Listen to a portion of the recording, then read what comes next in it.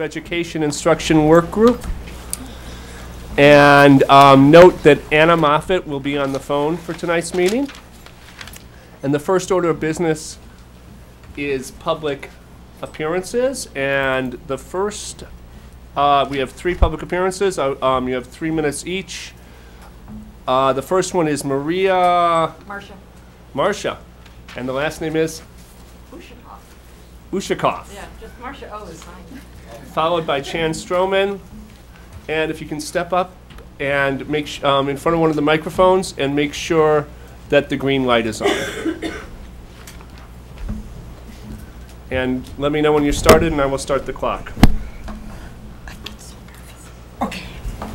Okay.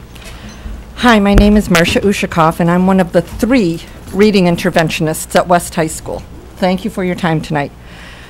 I understand MMSD and the Board of Ed are doing your best to close the achievement gap in both reading and math, but I'm asking that you put this issue at the forefront of your initiatives. Tonight I'm going to tell you a story about a student named Ialak, not his real name. Ialak is an English language learner. He attended Leopold from pre-K through 5, 5th grade, Cherokee from 6th through 8th, and 9 years of summer school. I might cry. He has excellent attendance records, is a regular ed student, has no behavior problems. He is a nice kid who wants to learn.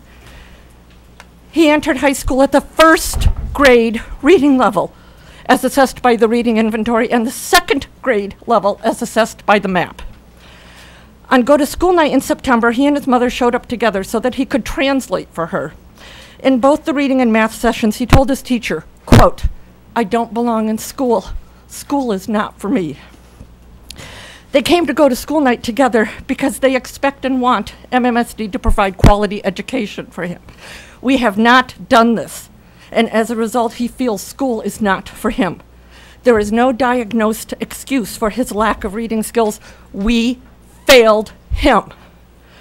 Ialak represents many students across MMSD, including some in my current roster. About 37% of my students are reg ed kids with below grade level reading.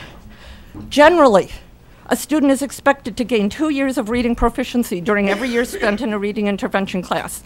If Ialak spends his entire school career in a reading intervention, he might reach as high as 9th grade by the time he graduates.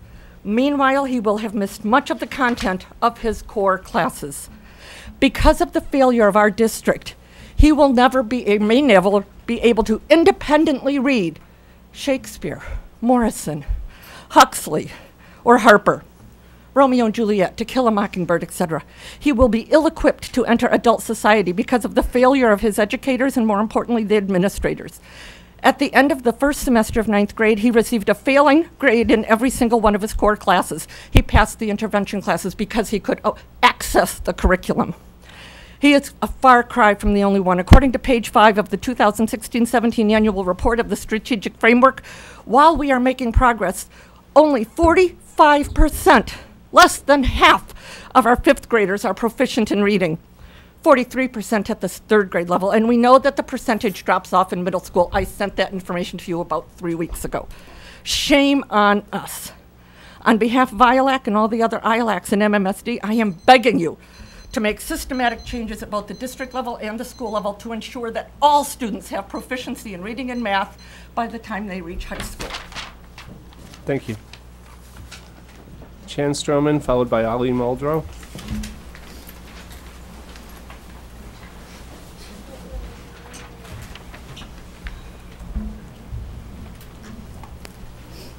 Lights are on. Do I still need to push anything? Or as long as the green light's on, you're fine. All right, thank you.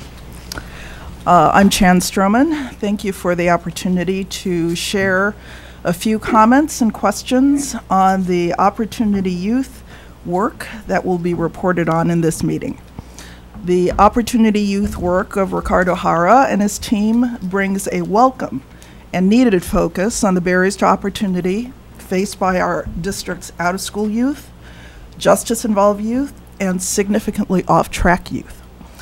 I'd like to bring to your attention that the categories that comprise Opportunity Youth, that is, youth transitioning from correctional facilities, youth transitioning from treatment facilities, youth who have dropped out without a diploma or GED, youth who are not known to be continuing, and youth whose lack of education skills places them significantly off track. All these needs are precisely those that are intended to be addressed in a targeted manner in funding provided through the Federal Workforce Innovation and Opportunity Act, or WIOA, specifically in WIOA's Title I youth programs for eligible youth ages 14 and 24 who face barriers to education, training, and employment. Because discussions of the needs of our district students invariably entail discussions of funding and resources to respond to those needs, I wanted to note that Wisconsin's share of WIOA youth activities allotments were a little over $13 million for program year 2016 and almost $12 million for program year 2017. Given the commitment expressed in Title I of WIOA to providing high-quality services for out-of-school youth and in-school youth, I'd like to ask the following questions as the board receives and considers the Opportunity Youth report and recommendations. 1, what is the amount of WIOA Title I youth activities funding that the district has been able to access to serve the district's Opportunity Youth? 2, how many of the district's Opportunity Youth have been able to participate in WIOA Title I funded youth programs? And 3, how is the district monitoring and evaluating the efficiency and efficacy of any WIOA Title I funded youth programs in which district Opportunity Youth are participants? I'm concurrently emailing a text copy of these comments to you for your information and reference, and look forward to the discussion and consideration of the Opportunity Youth report and recommendations. Thank you very much. Thank you. Eileen Muldrow?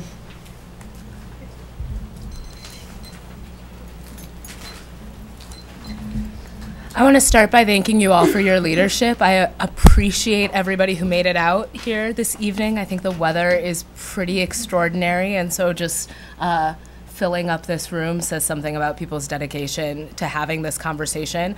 I'm from Madison. I was born here in 1987. I went to school here, and I work here, and I work with LGBTQ students of color mostly.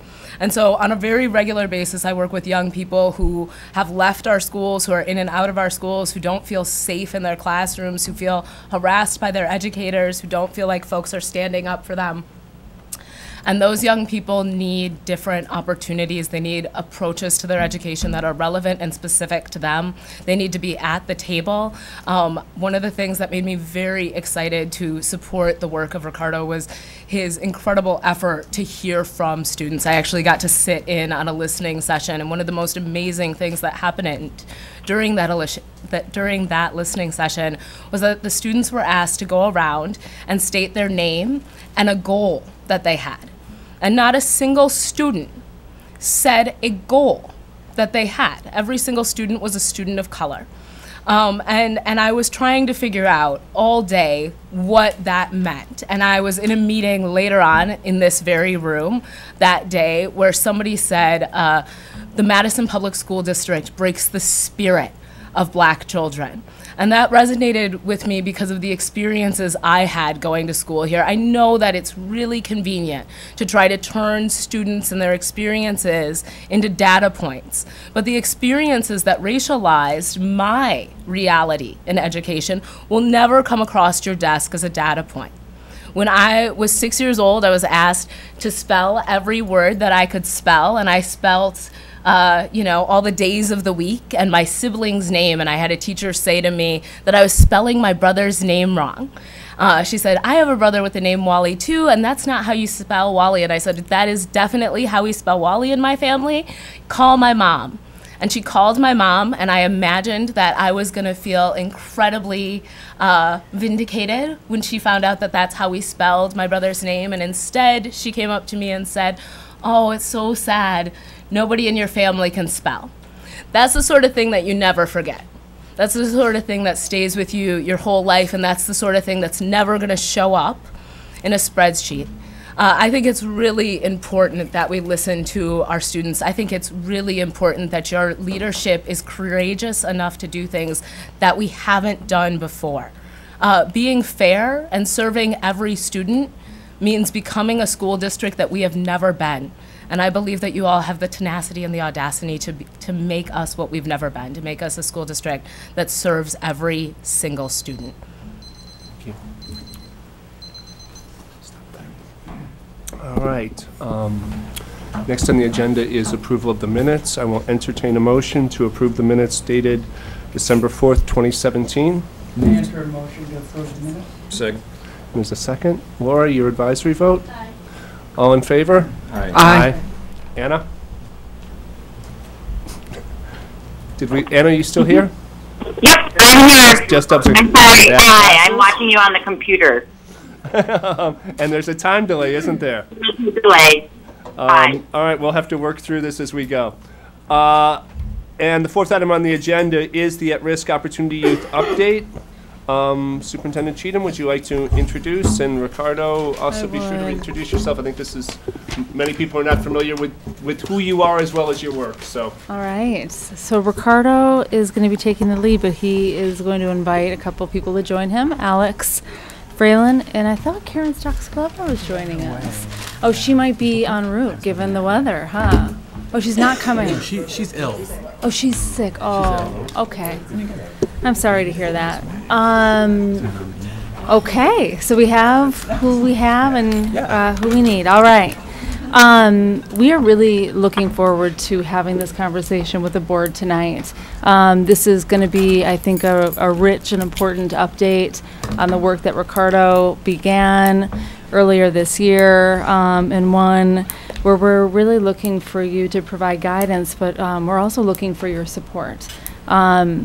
The way this came about, just as a reminder, was I felt like I was hearing, to Ali's point, stories about individual youth. I was hearing stories about saviors, individual saviors out there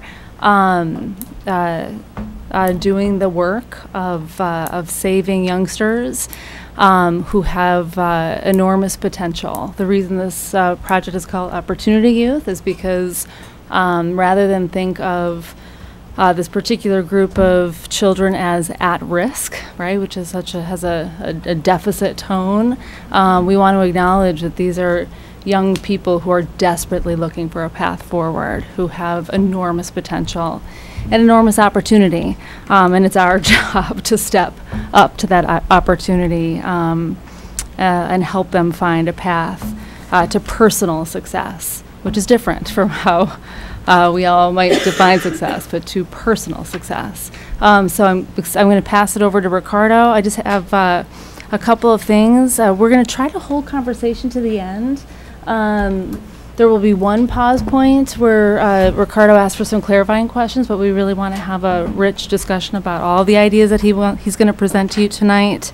I think that's it. Let's dive in. Yeah, ready? Let's get right into it. Okay. Yeah. I want to take the time to thank the board again for providing this space to share this work that the team and I are just incredibly passionate about. So thanks again.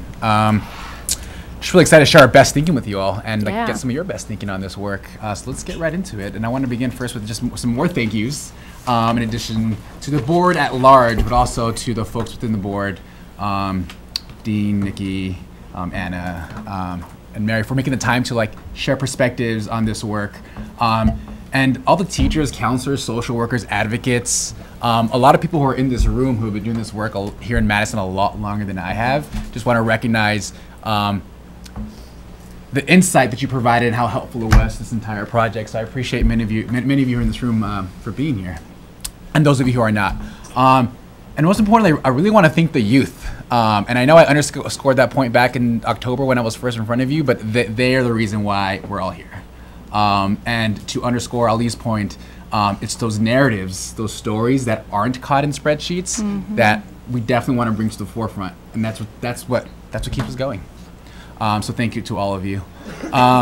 So the agenda is basically this. We're going to go over we're going to kind of breeze through this idea of who are opportunity youth first, and then want to make sure that we go over the findings and recommendations and have enough time for us to engage in a kind of open conversation regarding this work.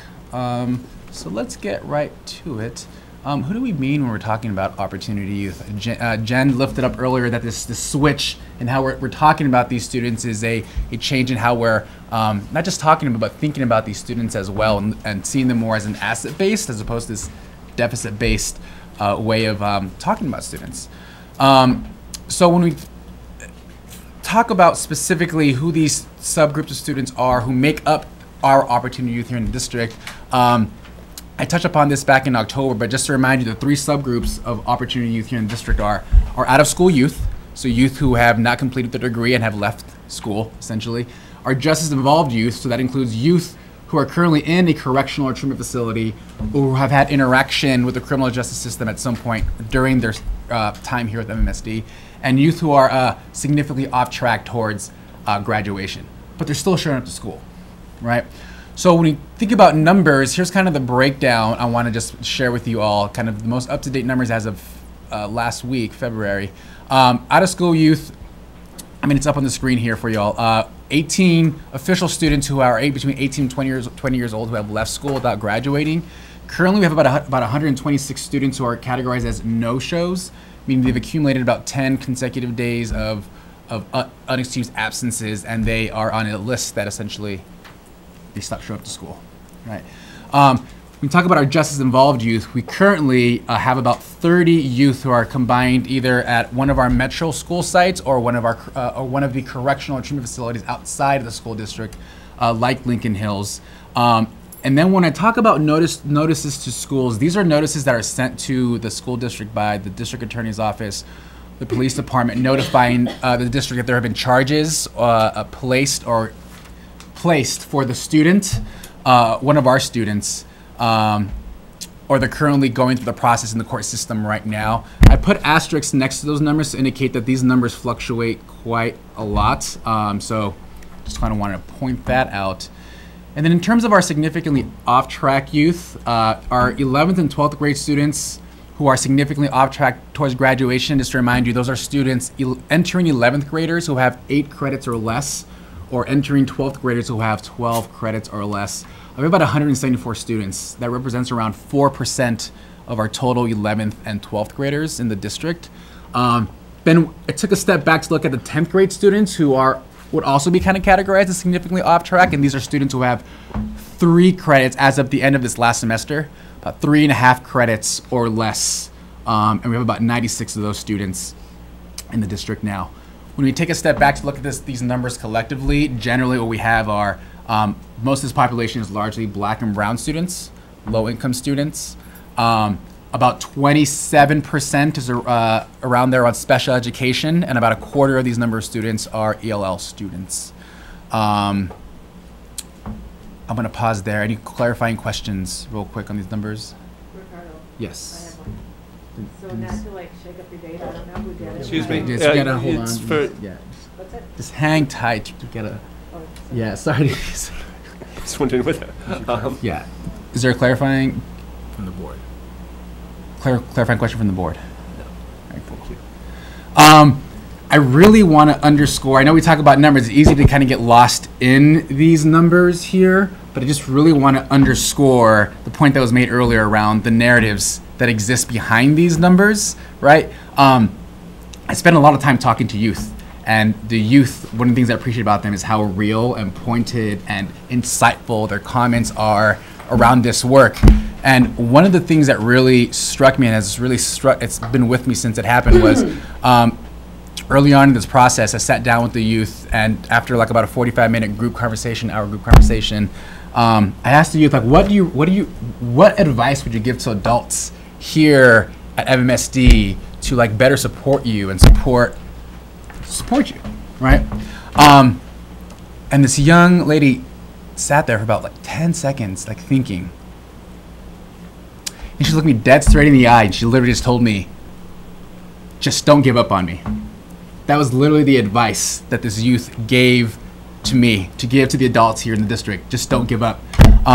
And I'm really hoping that this work that we're doing here is like a really earnest attempt not to give up on these students, right? So again, just want to like remind us how important this work is and how the narratives that exist behind these numbers, right? We're talking about lives.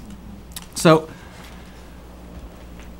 how we approached this work was essentially this. We took all these youth voices that we listened to. We scanned the literature around best practices for supporting these youth, and also examined what other school districts were doing. And we essentially lifted up these practices that we found to be promising. I want to just underscore under like the system level practices, the 3 having dedicated roles within the district, right, to lead this work of supporting opportunity youth in order to coordinate the efforts within the district and efforts happening outside the district. And I really want to name also like the leveraging of data to strategize. I think it's an area that we collect a lot of data here in the school district. So it's an area of promise for us to like build off of on that 3rd point there. But when you look at the program level practices, meeting students where they are, right, is something that I just cannot emphasize enough. Meeting them where they are cognitively, social-emotionally, and situationally, right? So a lot of these youth come in with like a lot of different forms of trauma, a lot of different like home situations like housing insecurity, is a big one. So really ensuring that we are meeting students where they are is incredibly important. So we did all this, we talked to a lot of folks, and here's essentially what we found, right? When you look at our traditional school settings, what we have here are, when we identify our strengths, we know that we have a decreasing number of students not known to be continuing, so we're headed in the right direction, right? There are pockets of innovation that are happening throughout the district, school teachers who are like taking the lead and creating their own kind of interventions of sorts. But challenges still exist, right? We have some, at the school sites, there are limited options for youth who are struggling in their traditional school spaces. There are limited options, rather, that exist within these traditional school spaces, and in some cases outside of the traditional school spaces, and that has it's kind of like it's forced the school to act more reactionary to what's happening as opposed to be more proactive in supporting these youth. When you look at alternative settings, right, we have a lot of strengths in that area also. Capitol High is a really promising area of work that's being providing a really awesome space to engage students like holistically. I'm just really excited about the stuff they're doing in Capitol. We have improving referral process and tracking process for students, improving, right? And we're improving 5- and 6-year graduates, but there are still some challenges that we're experiencing, particularly around clarity, around the perception of our programs that currently exist, and around the processes that we have in place to like help with students fully reintegrate and transition effectively into their just homeschool or what program they're placed in. So these challenges in both these spaces has essentially left like a gap that our opportunity youth seem to be like falling through. So a quick review of our findings here, just to provide a bit more insight. When we talk about programming clarity, it isn't just a matter of like, hey, folks not having a clear idea of what is out there, but it's also not having a clear idea about who the best, having a profile of what the program and the best student profile to fit that program, if that makes sense, right? So that continues to be a challenge for us. Also the perception of the programs that we currently have. Anecdotally, there's still a perception that these programs aren't necessarily engaging students in the most rigorous ways. And the referral process is our final kind of like challenge that still persists. And that having to do with like the actual processes that students engage in when they are referred to a program and transitioning back to a program and back to potentially their homeschool. There's still some iffy areas there. We believe that we could close these gaps potentially within a year, right? If we address these 3 larger gaps that I want to dig deeper in with you all right now, right? I'm going to stop right there just before I get to the next part. Are there any clarifying questions now from the board now before I dig into the meat? Great. Let's get right into these 3 kind of major gaps here. The first is there's still a lack of clarity around what our recovery and transition strategies are as a district. And what I mean by that is we don't have a recovery strategy really, as in terms of how do we identify youth that have left school, and how do we bring them back in. We also don't have very many clear or at all re-entry points rather, for youth that have left school. One of the questions that I often ask folks outside the school district is, if you were to encounter a youth out in the community who you know didn't finish school, do you know where to point them to if they want to get re-engaged? And they don't know, like they don't have an answer. And I struggle to find that answer. So we don't have any clear re-entry points for our youth that have left school. The reintegration processes, they vary. So what I mean by that is when youth leave like a correctional or treatment facility, the type of reintegration support that they receive varies depending on the team and the school that they are associated with, which can be problematic, right? We're also hearing anecdotally from youth and from some of their advocates that oftentimes these youth experience challenges or barriers when they're trying to come back into their old school sites. Sometimes they're given a hard time when they try to re-enroll, for example. If I were to share what the youth tell me, a lot of them believe they struggle with adults. What they tell me is that what the youth tell me is that adults have trouble forgiving and like really embracing students who like are trying to make an earnest attempt to come back into the system, and that to them it's proven problematic for them, challenging for them to reintegrate back into the system. And oftentimes the practices that we're using right now to reintegrate students, they're not following best practices. They're not trauma informed, which unfortunately a lot of our youth who are in correctional treatment facilities or have had encounters with like the justice system, they are dealing with varying degrees of trauma. So these are all things that are coming up. So here's what we're recommending. Two big recommendations. One, we need to identify and establish a clear recovery strategy for the district and a reintegration process that we can systematize and ensure that it's being carried out throughout the district to make sure that there's no variances across the district, right? To ensure that students are getting the trauma-informed care that they need to reintegrate back into the school setting. And the second big recommendation is it's establishing a re-engagement center, right? Oftentimes, youth can benefit from a space when they are trying to re-enter the system, whether it be after leaving the system or whether it be transitioning from a correctional and treatment facility. You would benefit from a space where they can, I just heard this word last week, they can quote unquote detox. We did a school visit last week with the organization, the High School for Recording Arts in St. Paul, Minneapolis, and we work specifically with youth who find themselves in similar situations. And the executive director emphasized the importance of having like a re-engagement center, because oftentimes when a community doesn't have one, it kind of forces the alternative programs that we do have to kind of like serve as one. But providing a dedicated space, where youth can come in and they could receive the holistic support they need, right, before they transition to their next point in their path, I think would be very, very beneficial for the school district and for our community and for our youth, most importantly. The second gap I'd like to address is this idea of that we have limited quote-unquote options, right? I want to clarify what I mean by options. I'm not talking specifically just about quantity, so the number of seats that we have in alternative spaces for our Opportunity Youth, but also around the type of options that we have available for our Opportunity Youth.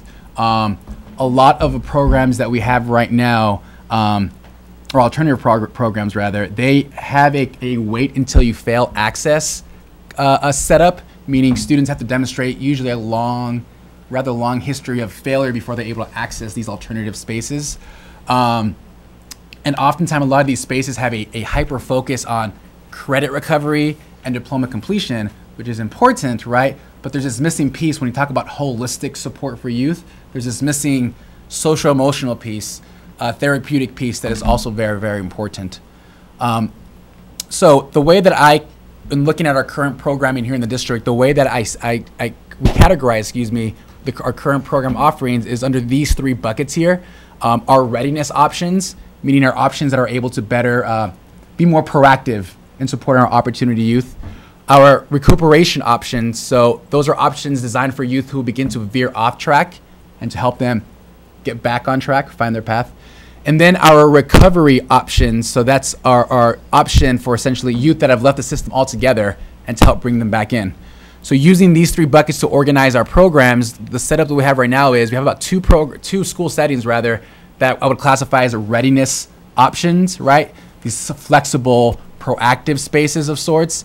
And then the remainder of our programs kind of fall under these 2 buckets, our recuperation options and our recovery options, which often are they're more reactive, right? So it's after the fact.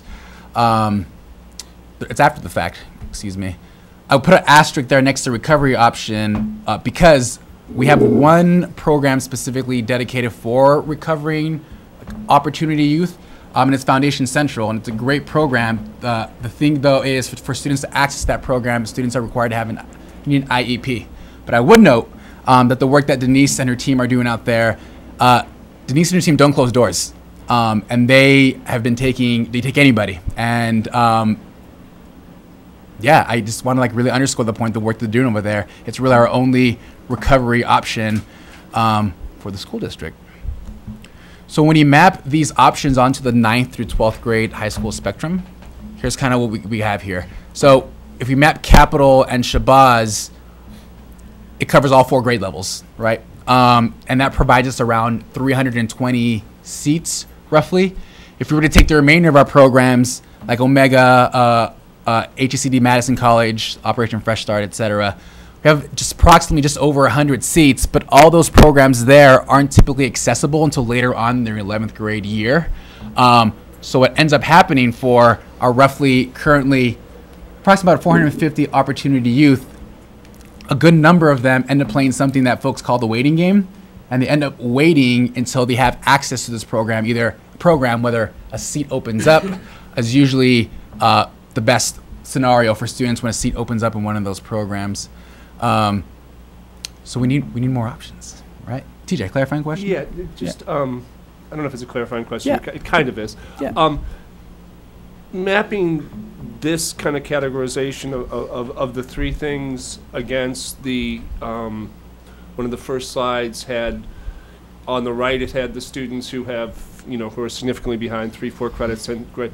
The middle was people transitioning from juvenile justice system, and the mapping these options in relation to in relation to that 3 categorization. I'm trying to do it in my head, but maybe you've thought about this more than I have, and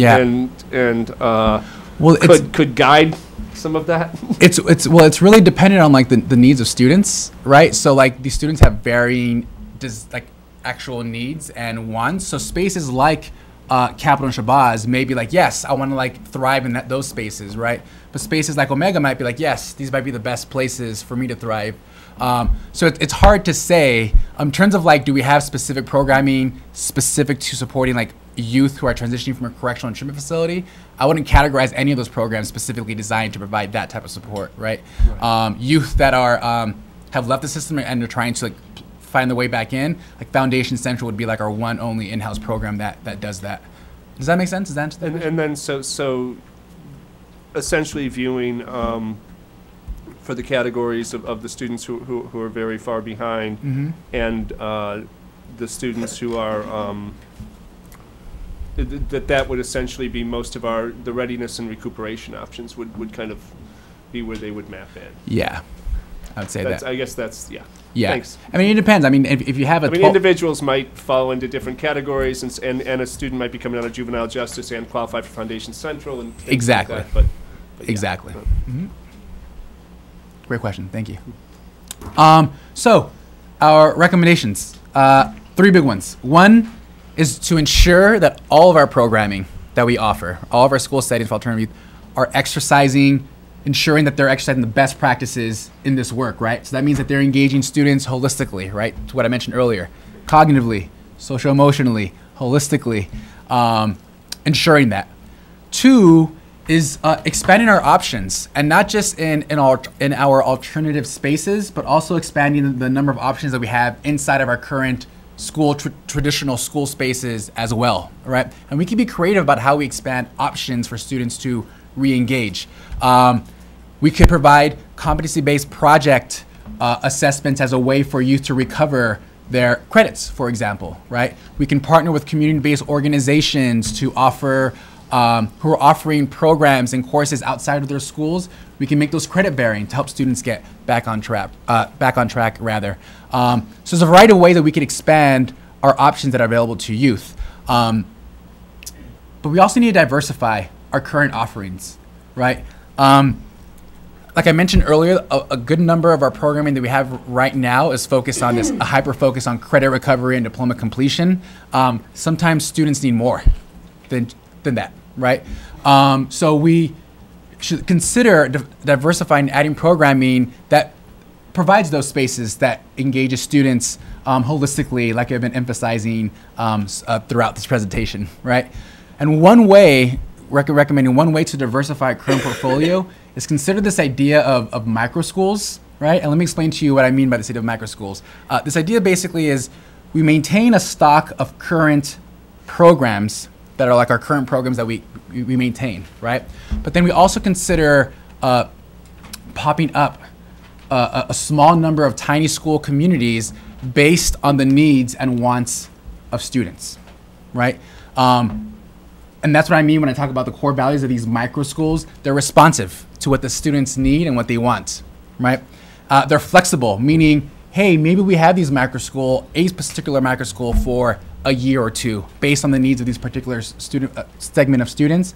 And then maybe we transition to a different type of micro school after that. So it's fluid, right? In how it functions.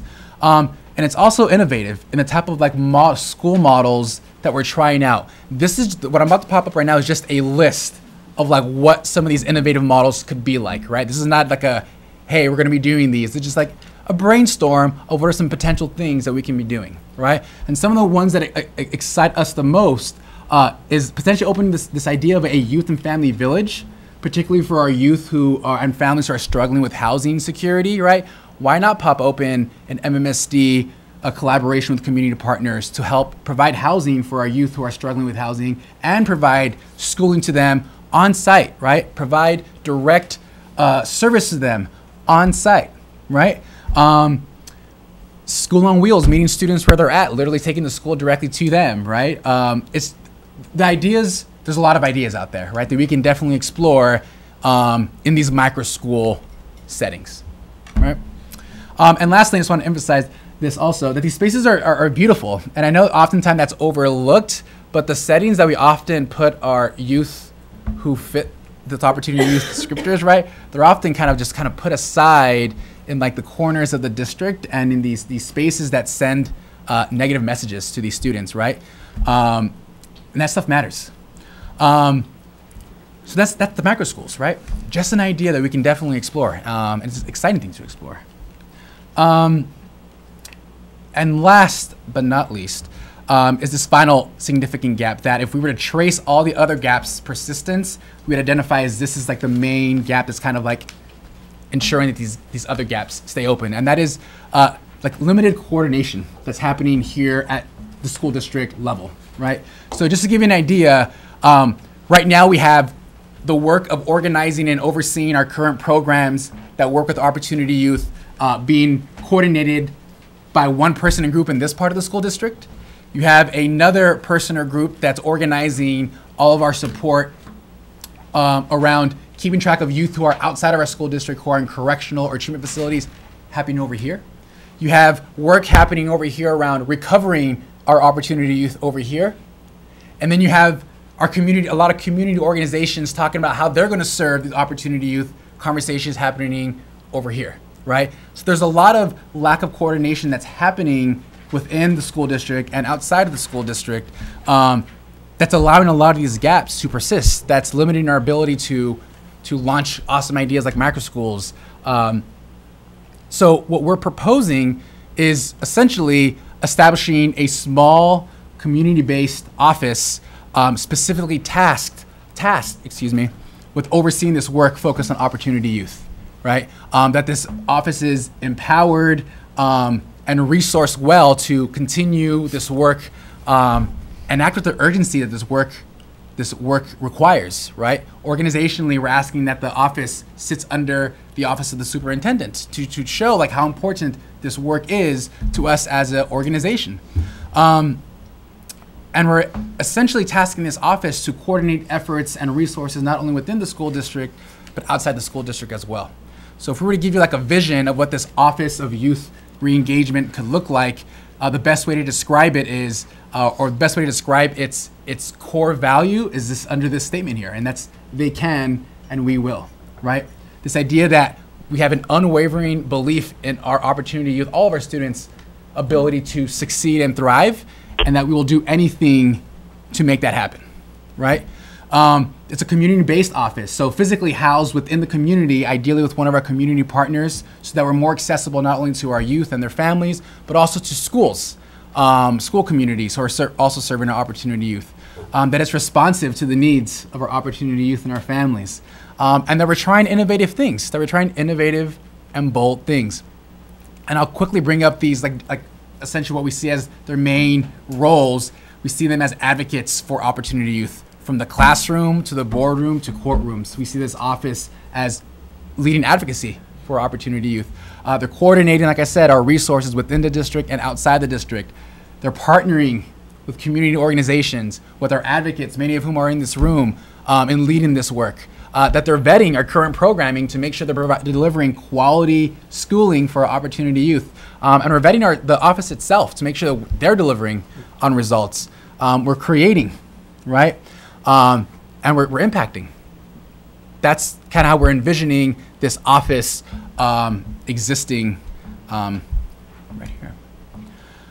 I can take a really big step back and just kind of do a quick little summary of like what's the overall strategy with addressing these three big gaps. It's basically this, right?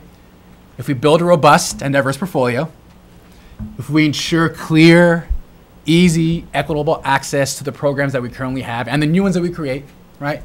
And if we have a dedicated team that's leading this work to ensure the top two, then we will get to this place where like all of our youth can thrive, especially our opportunity youth, right? That we will be able to exercise this they can, we will approach. And yeah, I think that's the bulk right there. And I want to just very quickly, just to touch upon, we are trying some things out this semester, these small prototypes. One of them is focused on working with one of our community partners about providing what does it look like to expand the number of programs that we have outside of schools to provide credit.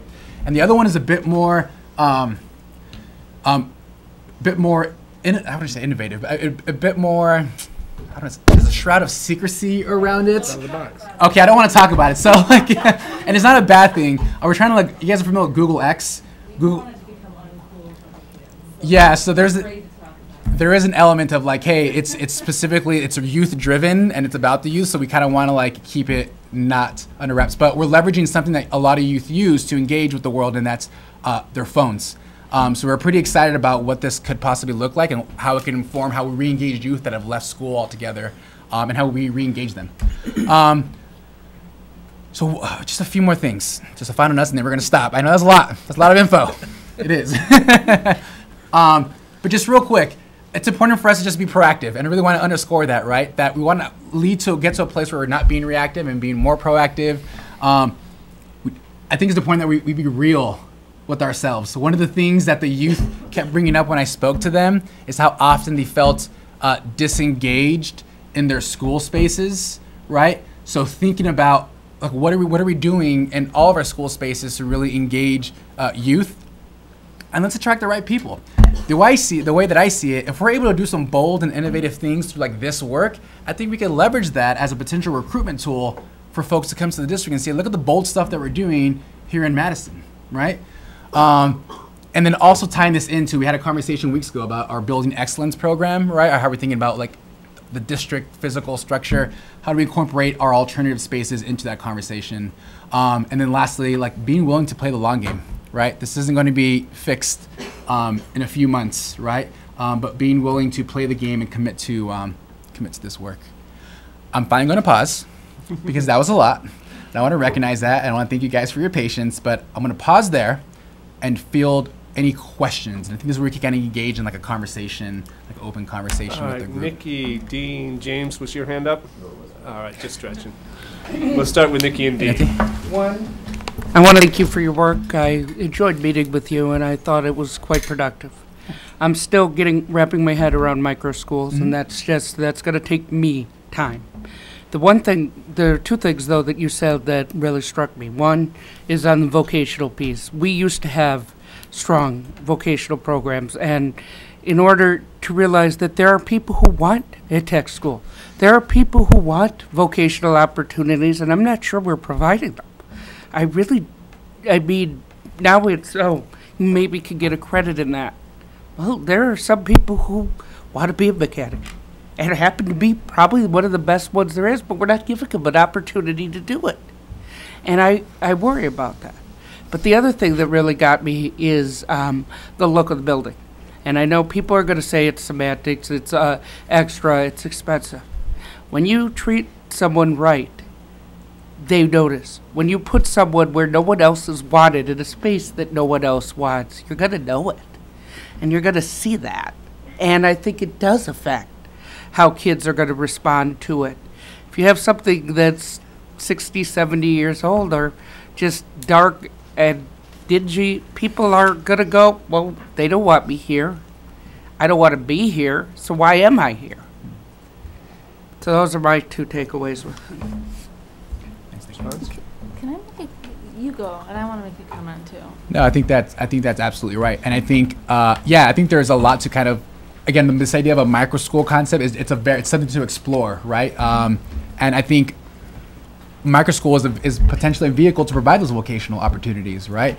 And yeah, the spaces matter. The spaces matter. I just want to underscore that. I think that's it. TJ, can I ask one more question while I still have it? Go ahead, Nikki. Has anyone looked into offering art and music or art and poetry at Metro in the correctional-based settings? Because currently there isn't anything right now. And has anyone ever looked at it? Because we've got several clients who would love spoken word poetry, but we don't have it. Mm-hmm. I don't know enough about that. So it actually is not offered as a class. I just know that the staff at those two sites work with community partners to provide those experiences to students, but I wouldn't say it's actually built into the program like it should. Yeah. I wanted to comment on the micro schools idea. I'm not saying this just because I think Ricardo's awesome, but I think that this idea has a ton of merit. And I know we did a review of our alternative school options several years ago. You'll remember that we recommended, the team recommended strengthening Capital and Shabazz and kind of getting more clear on what those schools are good at and should be about. And we talked about expanding seats, which is great. But I think as we shore up and get clear on what some of our kind of big sort of staple options are all about, they are just they're not gonna be able to serve every kid. If you want to reframe what our alternative schools are about, so they're not seen as a dumping ground, I hate that term, but that is how they're sometimes perceived, then you can't just let any kid who's struggling in any school, right? Because then it does actually sort of become a dumping ground. Am I saying that well enough? I hope you guys are getting what I'm saying.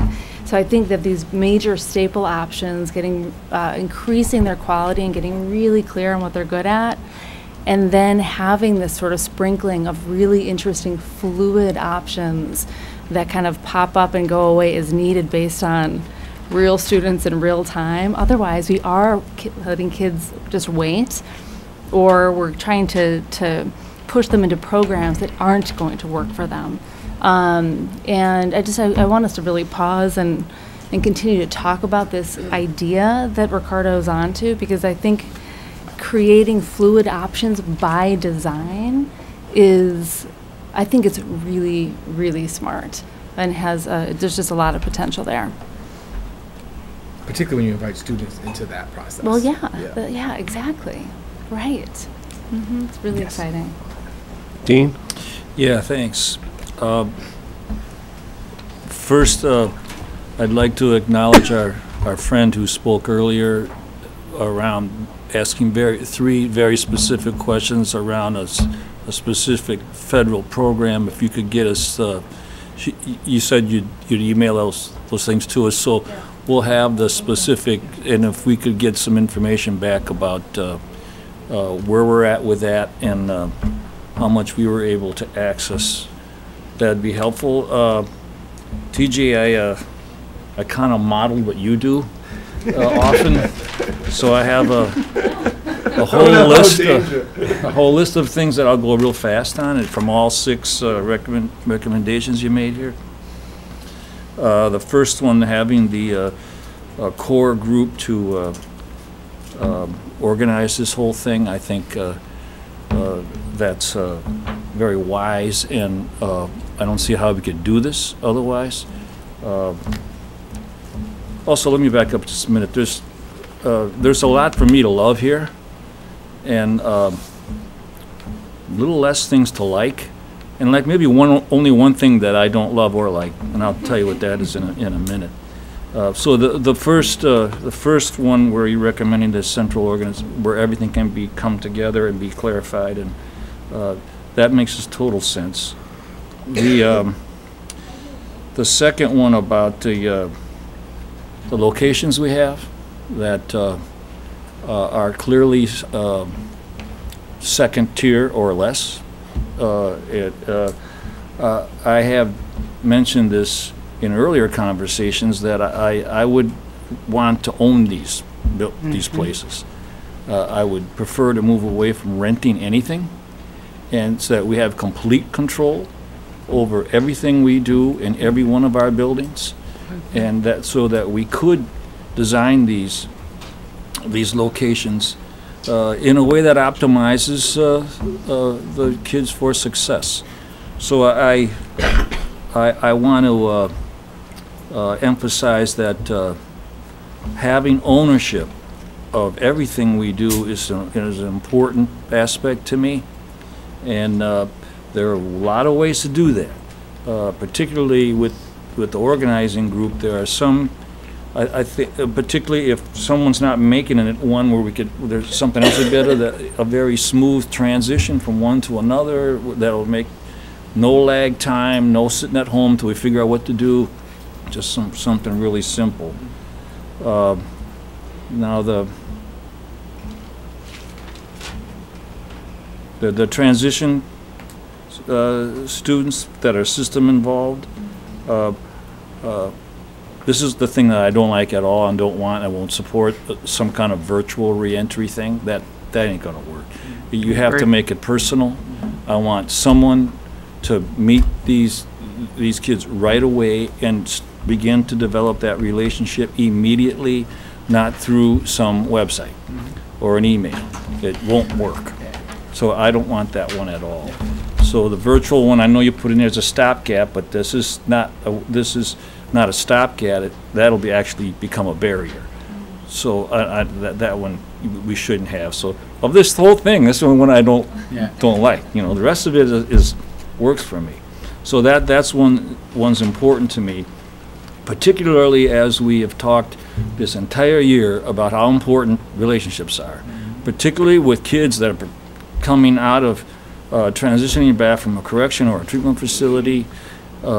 That important human contact has to happen right away with the right kind of person that knows how to develop relationships. The perceptions. In your narrative, you talked about the deficit-based narrative, which is a fancier way of saying that, that's for all the dummies go. Or the rejects and all that stuff. Well, we got to change that because many of the programming, I would have liked to have been in, and I was a kid that was doing okay. I didn't, I did my things, but I never got sent to jail for them, So, but I would have liked a different option for me to go through. So this is not. The options that we're creating here aren't just for kids that are making decisions that this is a new, different thing that someone like me, I would have done better in something like that. Which one is this? The tracking and the administration of it. yeah, shouldn't this be handled in our central group? Shouldn't the committee you established in the first part, shouldn't they watch that? And I'm not sure how, can't recall how you described it in here, but it seems like that would be a role of that central committee, to use terms that I grew up in. But that organize the central group, I guess. It seems like that would be a good role to monitor all this and make sure that every kid is getting access to what they need. Yeah. And then, yeah, this,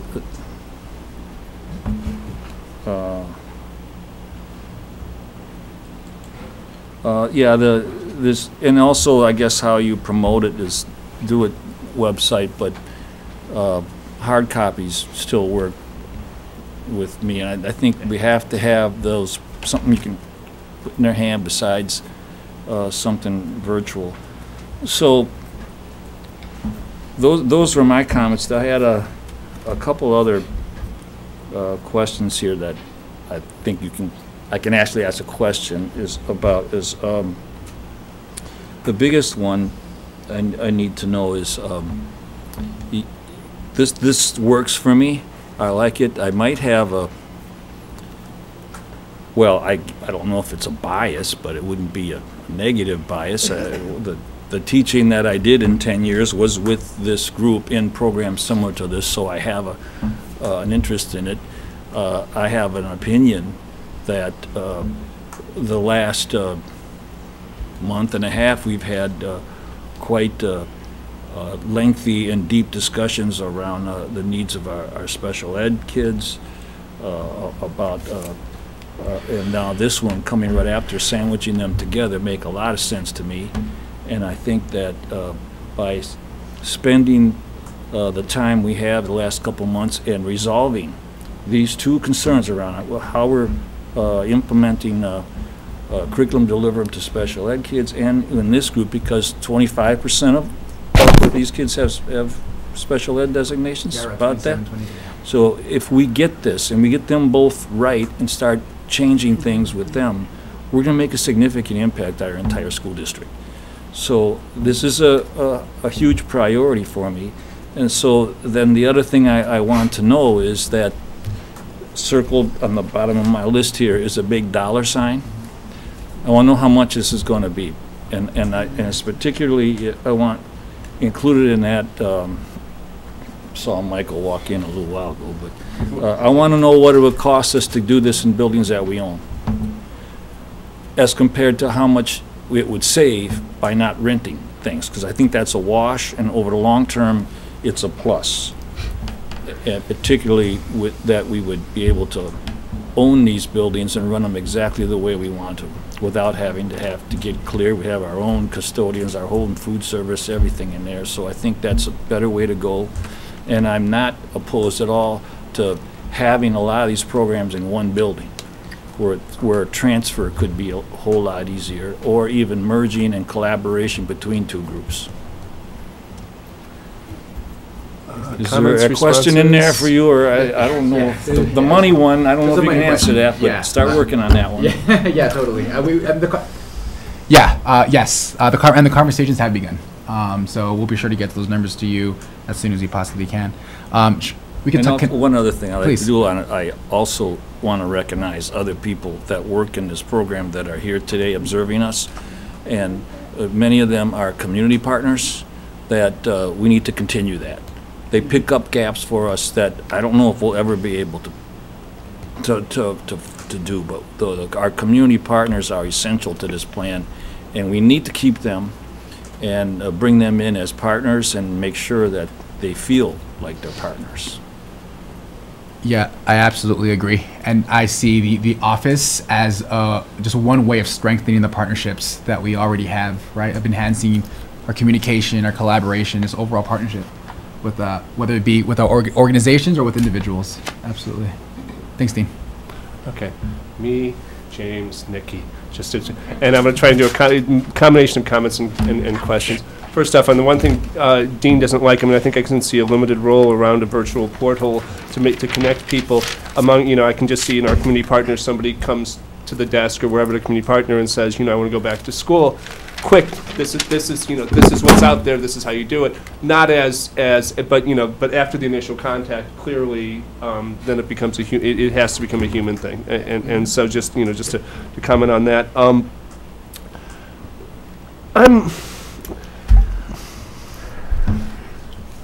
big kind of comment that I would like kind of a response to, and so maybe I can form it as a question if I can, which is that.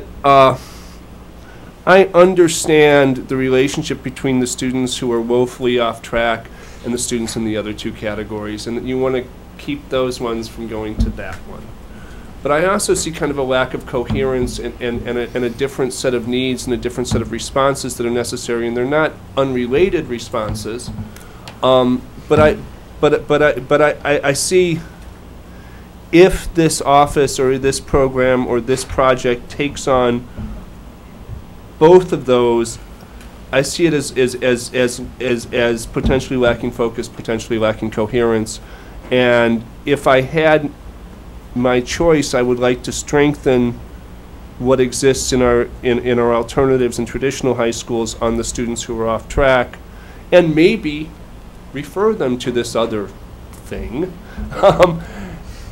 and have this project concentrate on those students who are lost and or transitioning. And so I guess what would your kind of response to that reaction be? No, that's great. That's a great observation. There's definitely a lot of overlap in the students who fall within those three subgroups, right? So yeah, typically youth who are just involved will find themselves either significantly off track or off track already, right? So it's my response is that not just in the overlap in the three subgroups, but also in the needs that they also tend to have. There's overlap in the types of trauma or challenges that they're often facing outside of the school setting, right? And I think there could be some really effective coordination for these three subgroups. And I personally don't see them as I see them all as like one large group of youth who have disengaged from the system for whatever reason. So I don't know if that answers your question directly. Well, I guess I think of the student that Marcia described in her testimony tonight, who has not, who in one sense has not disengaged to the system. She described a student who has good attendance, who and yet is on the edge of disengaging, and clearly not gathering credits. And I think of all the other students that she has sent us data around, and if we take her data from West High School and extrapolate it to our other 4 traditional schools, we're talking, hundreds of schools, hundreds of students, many of whom are probably in that category by the time they're in 10th and 11th grade of 3 to 4, 5 credits. And I guess I can see traditional high schools successfully using an option to refer to something that you're building out here, but to have the building trying to encompass those students, the project seems to me again to lose focus and coherence and things. That's my honest kind of. And Alex looks like he might have some. Yeah, thanks, Alex. Yeah, so one thing I kind of just because of the sake of time, I kind of like breezed over was this idea of what that partnership, this office would look like. And it isn't just a partnership with our community-based organizations and our community partners, but it's also partnerships within the schools and helping them think through what are the programs and interventions that we can create together within school settings to support youth who begin to show signs, who maybe enter the 9th grade with a third grade reading level, right? And also just want to underscore, this office would not be working in isolation, right? I envision this office working with our other offices here, particularly around our MTSS, our multi-tiered system of supports, right? And identifying the students early on to provide them the support that they need before they potentially might need an alternative setting outside of a school space. Does that sound right? Is that? Yeah, I want to underscore the importance of what Ricardo outlined as best practice that had not been in place in the past. right? You know, in 2013-14, there were actually micro schools that were happening in the community that kids were placed into that were not following best practice. So kids actually weren't having a quality experience that Ricardo was talking about. And so one of the beauties of this particular office is actually building the capacity of our schools to be able to create high quality spaces that do create options for students, both in and outside of the school. Like we just took, six high school principals to go see a high performing school that actually serves Opportunity Youth extremely well, so that high school principals could actually see it's very, very possible. What are the systems, the mindsets, the resources that are needed to do that?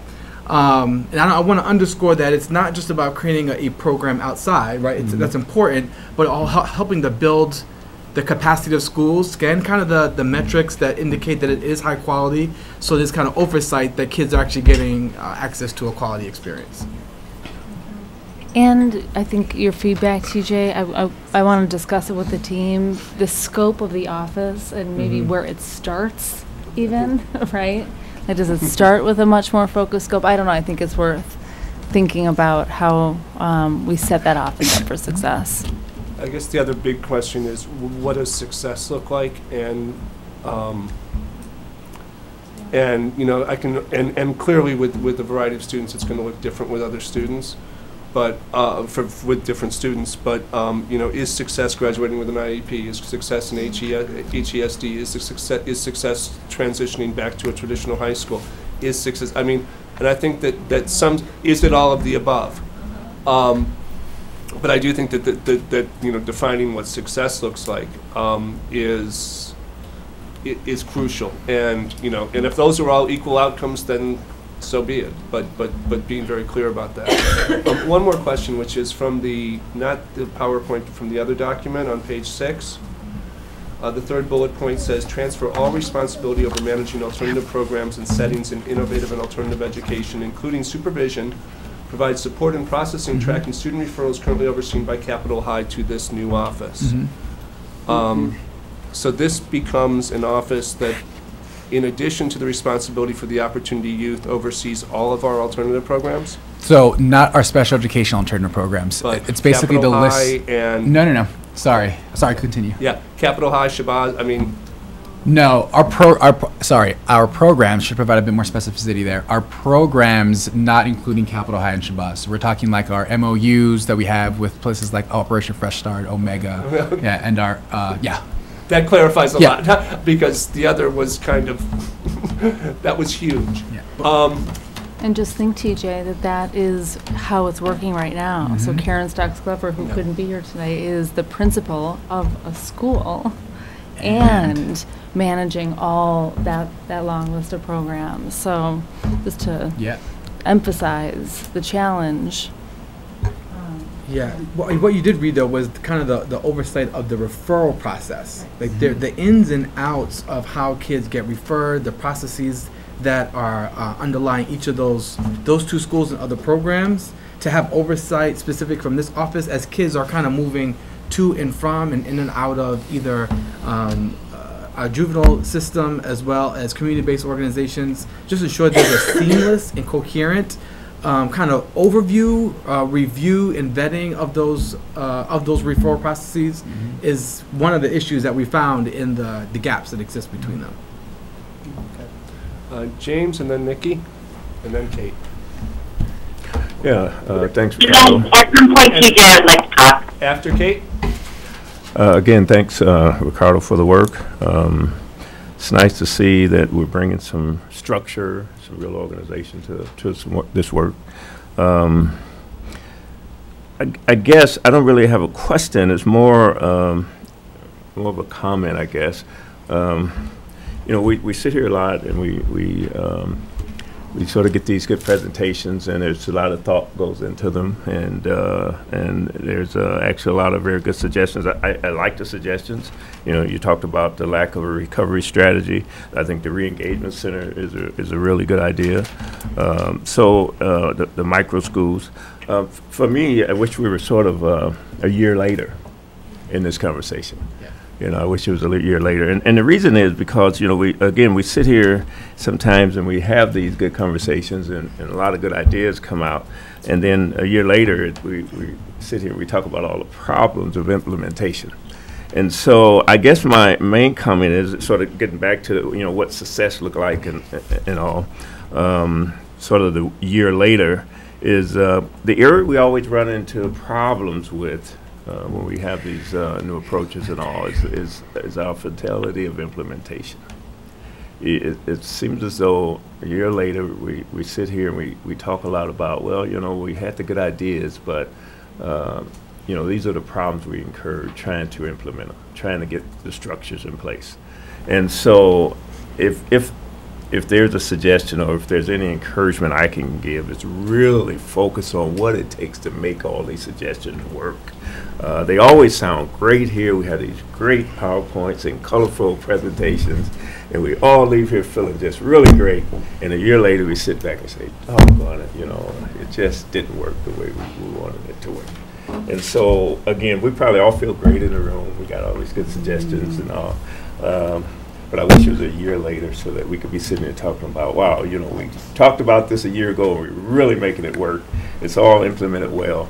And so recommendation or encouragement would be really pay attention to the implementation stages, the things it takes to really make this work. We talk about, you know, the re-engagement center. Great idea, but what is it going to make? What's going to take to make it really work? Dean brought up the budget piece.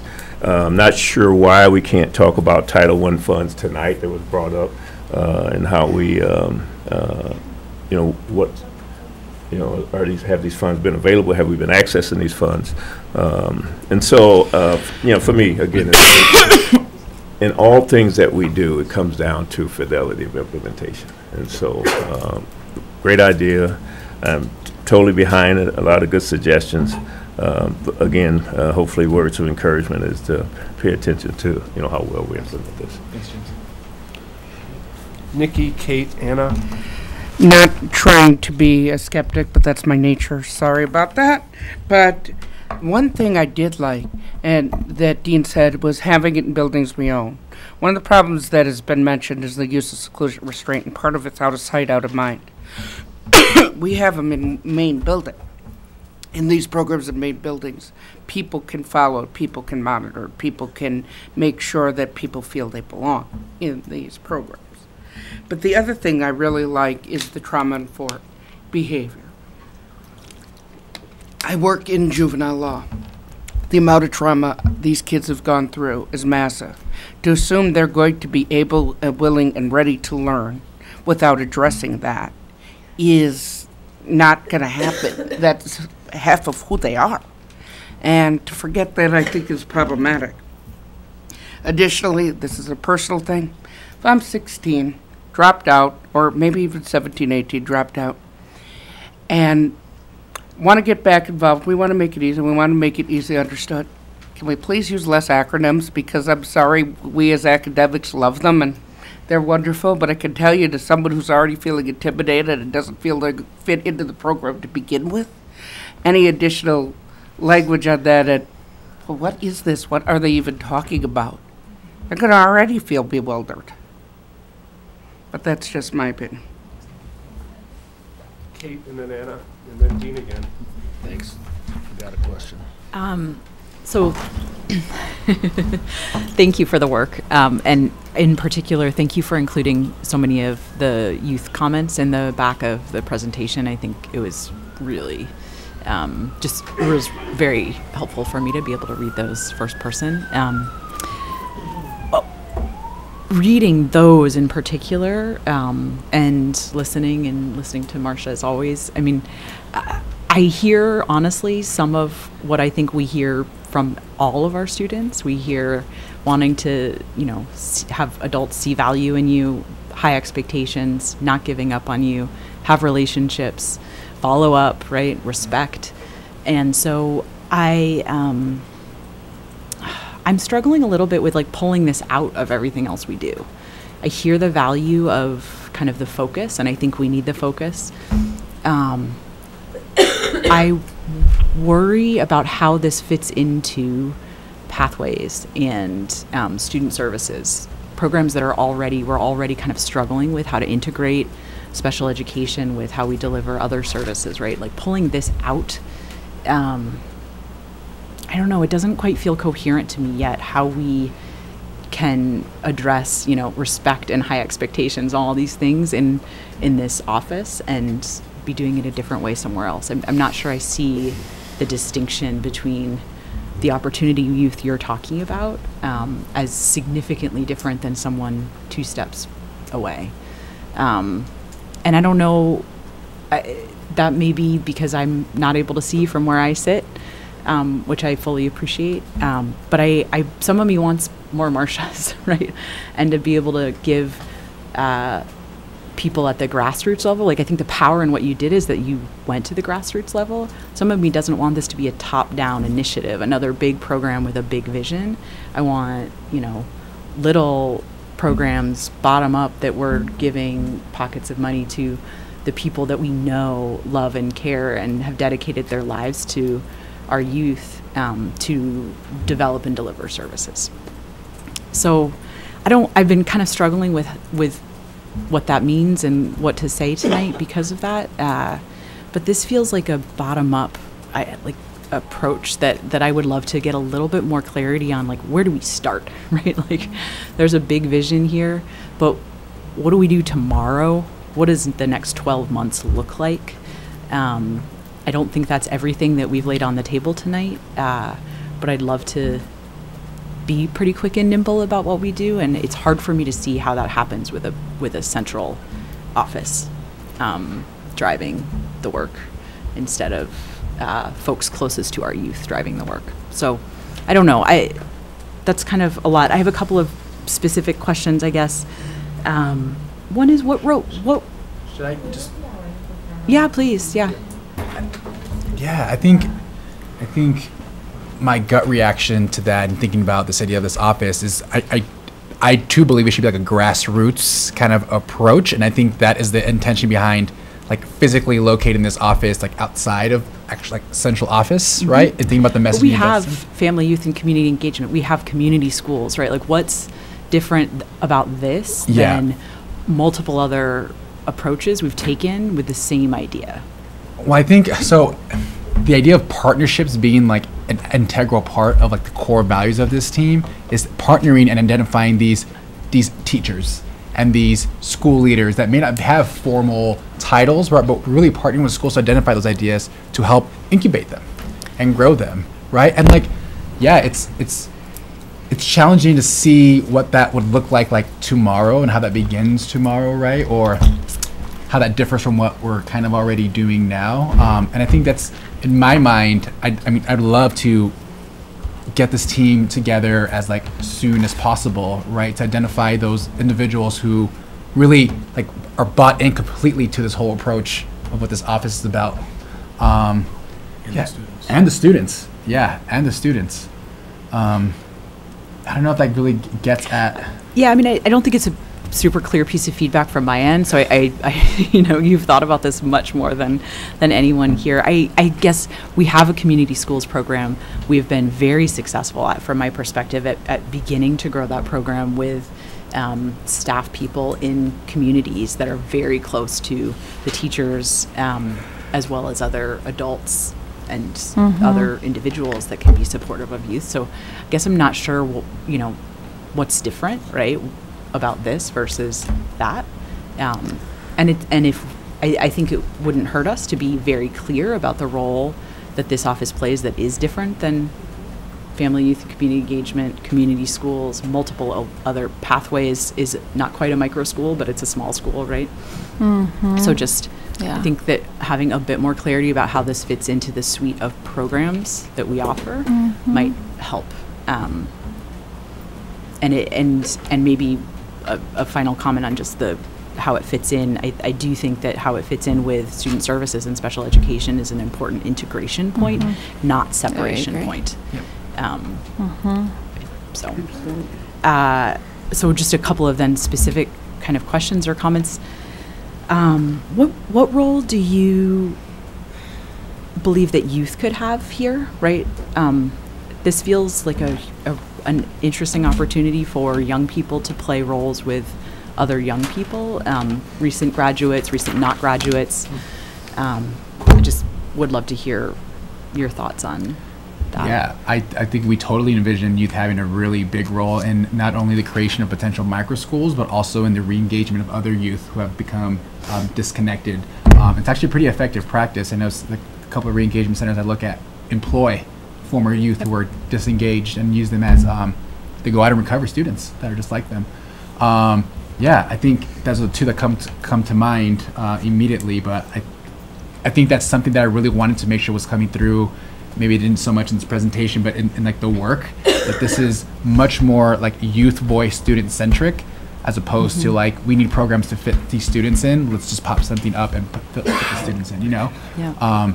I think students have a major role in like shaping what this office, even how this office acts, right? Because ultimately, like, it's there to serve them, right? Like we all are. Yeah, I mean, I'd love to see us push really hard on that. It's, I think, a huge opportunity that we have left untapped in many of the other programs I'm asking us to think about how this fits in that puzzle with, but this just feels like a huge opportunity to to pay for young people to be part of the constellation of kind of support network and relationships that we're offering to our students. Two other maybe just reflections. I think I'm hearing a lot of alignment around facilities. I feel like we need to push harder on facilities across the district for all students, for everybody, opportunity youth and not, but I'd like to have great facilities. And then with micro schools, I mean, I think, again, like I feel like this is an idea that we're playing with in a lot of ways right now, to tailor programming for young people in ways that is not one size fits all. And so I'm really supportive of the idea. I guess I'm supportive of a bigger picture than just with the youth that you've identified. Yeah. But I think we do need to be able to tailor services and curricula and what we offer for students. So I agree. So thanks, Kate. And I'm happy to chat more. Yeah. Anna, Dean, Laura. Hey, thanks, TJ. I guess I have a few comments and then some questions. So first of all, with the comments, I really appreciate the work that you're doing, Ricardo. I appreciated sitting down and talking with you. And it's great to see a lot of that conversation be captured in the work that you put forward. I want to thank you for visiting Metro High School, as well as a number of other alternative sites. I work in these places quite frequently, and people are so happy. The students, the teachers are so happy when we have our staff going to visit them and having these discussions, because many times they are left out of the discussion. I also want to say that I really support Nikki's comments around increasing options for vocational and technical work. I think in the past few years, even since I've been on the board, we've eliminated a couple of programs, Work and Learn as well as Seed to Table, which both really worked with kids that wanted to do hands-on learning in a specific trade or field. And I know that is leaving OFS, or Operation Fresh Start, a little bit overwhelmed in order to reach the capacity of kids that want to participate in that program. Just generally one comment, I would be a little bit concerned about moving all the alternative programs into designated sites. For some of our students, one of the reasons that they aren't successful in our comprehensive high schools, or even a school like Shabazz or Capitol High, is that it's overwhelming. You really need an individualized space that isn't too overwhelming with so many students around. So generally, those are just some of my comments. So I guess the next thing I have are just a couple of questions. And my first question is around, currently, how many students in our district are identified as being at risk? Do you know? Hi, Anna. I believe, according to the at-risk DPI numbers, I think with the report we ran back in the summer was 1,200, and I don't have the exact number, around 1,200. Yeah, it runs from 5th grade to 12th grade. Okay, so it's 1,200 K through 12. 5th through 12. Okay. Yeah, I was just wondering because I saw the number of 450, and I have to apologize because my son might jump in here in a minute. But anyways, I saw 450, and I just questioned whether that really captured the number of students that would be considered at risk under DPI's guidance. Yeah, sorry, I just got a correction.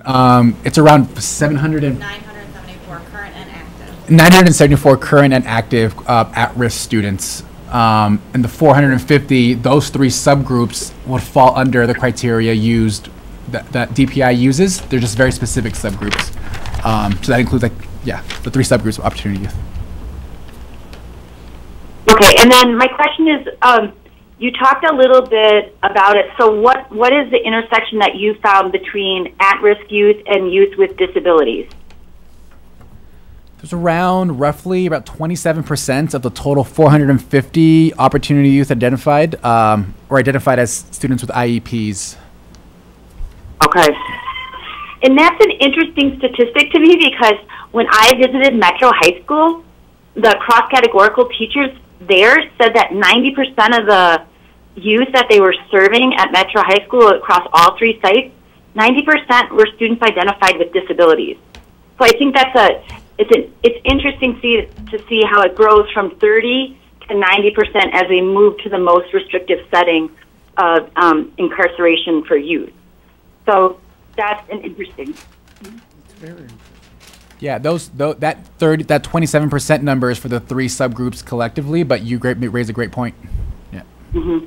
And then in your report, when you talked about the different alternative programs that were highlighted, I noticed that sometimes you included programs like Foundation Central, but you didn't cite Horizon High School.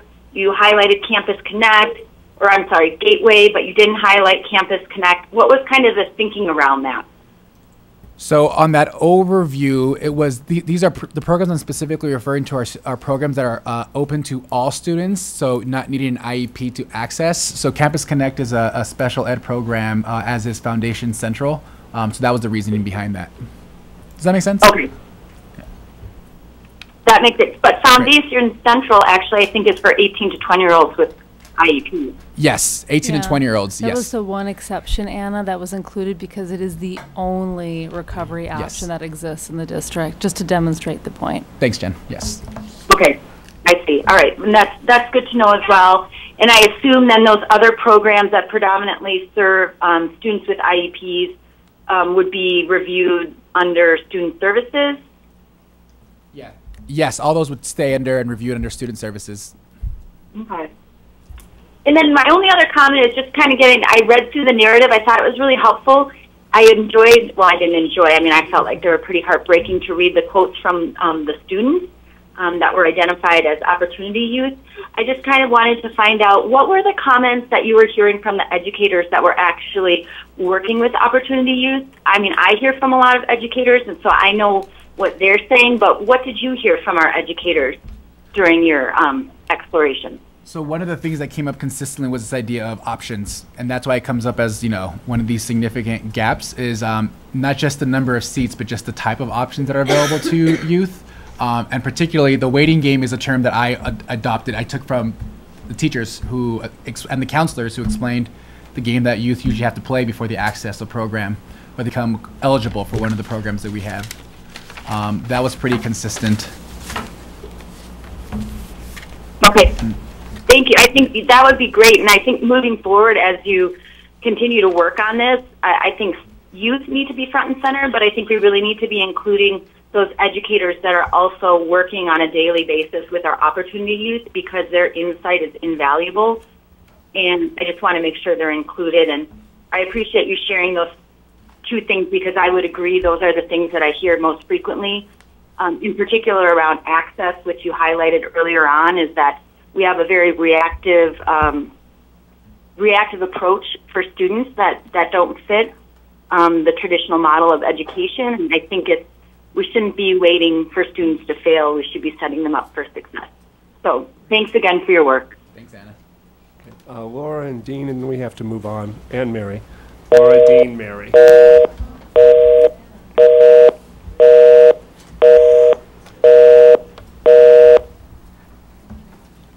think it was her son. My question is just really quick. That you did a school visit with people to a school that was really successful. I'm curious, what school was it? Where was it? It was a high school of the Recording Arts in St. Paul. They serve about 350 students between 14 and 21 who have generally not found great success in traditional high schools. Are you still participating? This is a school where there is shared power between students and the adults. And students spoke to us specifically about how the school does that by leveraging the recording arts as a theme to re-engage kids that's centered around their identity, their aspirations, to not just make them believe in school again, but actually set them up for a life after graduation. You want to talk about alternative labels? Like, those youth took pride in being part of a different school setting that was different than the traditional model, right? It was just awesome. Yeah. Yeah. Said it, Laura? Yeah. Dean, and then Mary. Okay, I'm sorry. I found my question that was after I stopped talking, but it had to do with the perception recommendation, and 3 of the bullets in your recommendation revolved around professional development. Are we short-shifting our staff in this area right now, or can you talk a little bit more about that? I think the suggestions around professional development was the idea of opening up our current professional development that we offer already to our MMSD staff to our community partners that we're partnering with right now, right? So like spaces like Omega and OFS, like opening up our doors to them and participating in our PD. What about our staff? There's 3 recommendations here around professional development. I think the other one was working with our partners to help them craft their own like professional development plan to ensure that they're like providing the support for their staff to. It's all around strengthening this idea of strengthening our current programming. That was the intention behind those suggestions around professional development. Cool. Mary? Thanks, Dean. Yeah. Ricardo, I really applaud the work, and it's such an important issue. I'm thinking about what Anna had said about setting our students up for success, and really thinking about not only this group of students, but a much, much larger group of students that we're not really connecting with, and that it starts earlier. And what this feels like to me is really good work that is an after the fact, after they have already become used to call disconnected, right? And I am concerned that we're chasing the shiny object, the things that sound like, oh yeah, that'd be super cool to do a pop-up school for this or for this. I'll tell you, when you look at organizational strengths, nimbleness is not one of MMSD's. And I really wonder whether and you think it's hard to navigate the system now?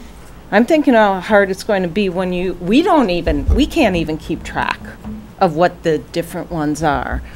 So I just think, maybe to James's point, is like understanding this is this point, we get really excited, but how is it a year from now? And I think Kate voiced certain things, and I don't want us to take our eye off of the really fundamental outreach and relationship building, and seeing the opportunity in every child's eye, understanding at the very fundamental level the challenges that our teachers face to right now meet those needs by taking resources and designing a whole nother sort of system around the after the fact. And we do have limited resources, and it's really tough work if you wait until 8th and 9th and 10th grade versus when we're losing them and 4th and 5th and 6th, and they're now 3 and 4 and 5, 6 grades behind. Of course you're going to be disconnected when you don't understand what's going on. And so that's my concern. It's not that it's not really good work and that it doesn't make a whole lot of sense, but I will have to learn a lot more about whether it's costs or whether why this is really better than the work that we know we need to be doing more of, that makes sure that students don't disconnect. And so when you talk about the school in Minneapolis, to me, that's more of a structural, that's saying, yes, there are students who have talents and gifts and that we're not connecting with within our schools. But why don't we have programs and things within our schools or within another school that connects them versus saying that they're now disconnected or we're not taking advantage of the opportunities. So I think we need something that looks also at how we can engage the students before they become disengaged, because I think this is putting on something after the fact. And I applaud you for the work, because we need to do this work to get to it. But I'd ask that we look at the fundamentals behind losing these students and disconnecting before we create a whole system to reconnect them.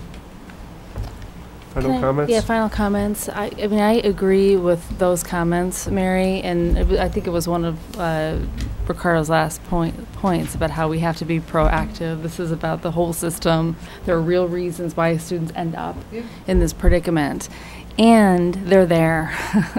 I think this is the hard part, and they're there right now needing us. So I'm looking forward to the retreat conversation coming up, because we'll look at the full strategy, which is about what we're doing pre-K through 12 to move our district in the right direction.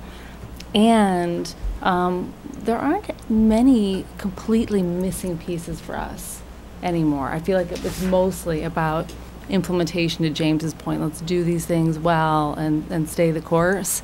With the exception, I think, of this work. Like, there is a group where we don't have a sufficient strategy. And no matter how good we get at all the proactive stuff, that number has been shrinking, and I hope it will continue to shrink, right? We have fewer dropouts than we've ever had.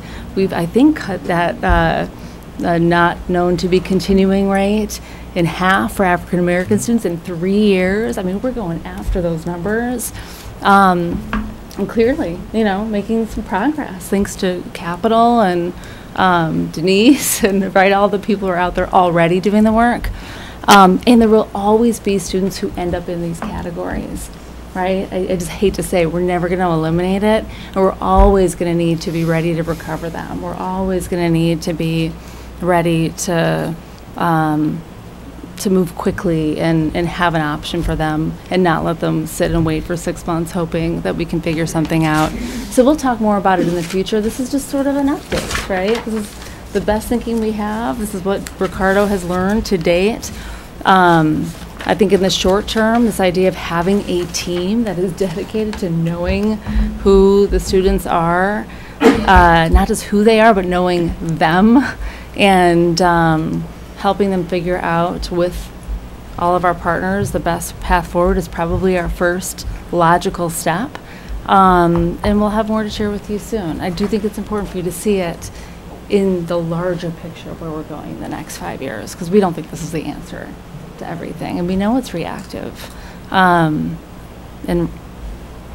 we have to have a responsive strategy too. So more to come. Ricardo, thank you.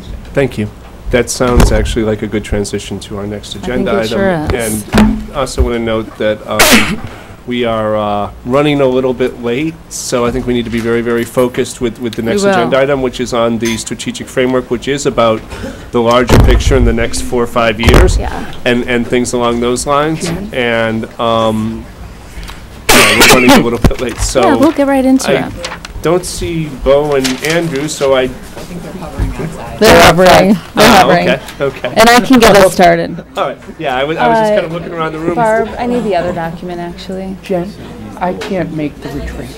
I know, I heard. I agreed to speak 2 months earlier before I knew the date. It's one of those things where Great, and then can I get the info, like, if You got it. Either way works. Okay. All right.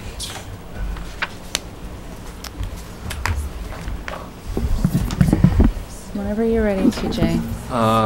Whenever you're ready. I don't know if Bo and Andrew heard my little shout out that we are running a little late, so if we can be as focused as possible, I think that would be appreciated. Yep, we will. Because we do have another meeting after this. Yep, you got it. And I'll be taking the lead, and Bo will be chiming in. Yeah.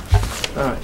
So shall we get going? We shall get going. Okay, we're missing James. Should we give it a second? James is James. James just left to go to the bathroom. It's fine.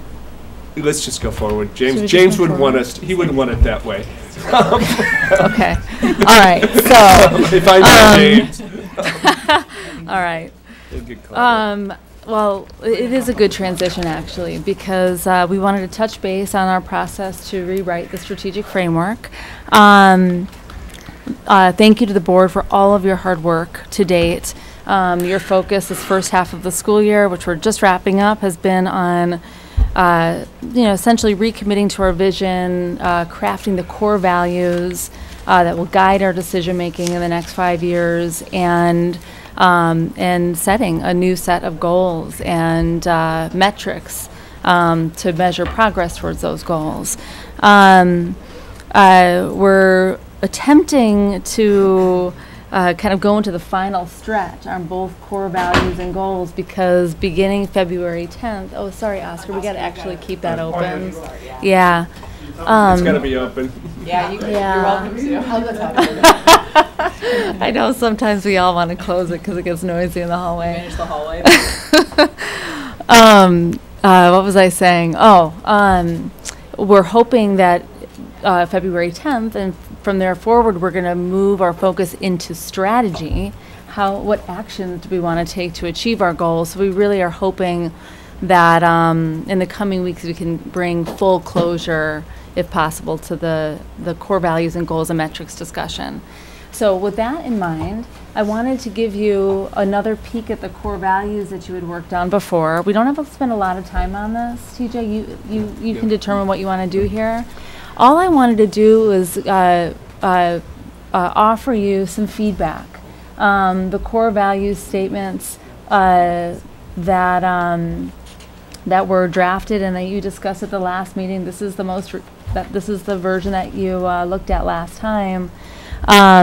I put some track changes in only as an easy way to signal some of the feedback that I've received. I shared the core value statements with the principal advisory group, which is about 10 very strong principals in our district, as well as the senior team one last time.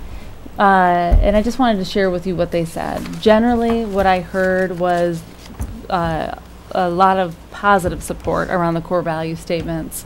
One suggestion was that we try, if possible, to focus on just one kind of heading word, just to make it punchy and clear, and from a communications perspective, right? Like everybody can have those core values posted in rooms and classrooms and who knows what, but it helps them kind of stick in your brain a little bit better. So that was one suggestion. The other one was on the racial equity and social justice core value statement. I got some feedback that it just didn't seem quite right, that it wasn't strong enough and explicit enough about what we mean by leading with the core value of racial equity and social justice. I took the liberty of taking the feedback and offering up an alternative sentence for that one, just to put it out there as a suggestion. This is what I think the people who wanted to provide feedback meant by being more explicit. And the only other piece of feedback that I got was on the core value around voice, influence, and leadership, that last phrase, which I think says including students, staff, and families of color, felt sort of tacked on.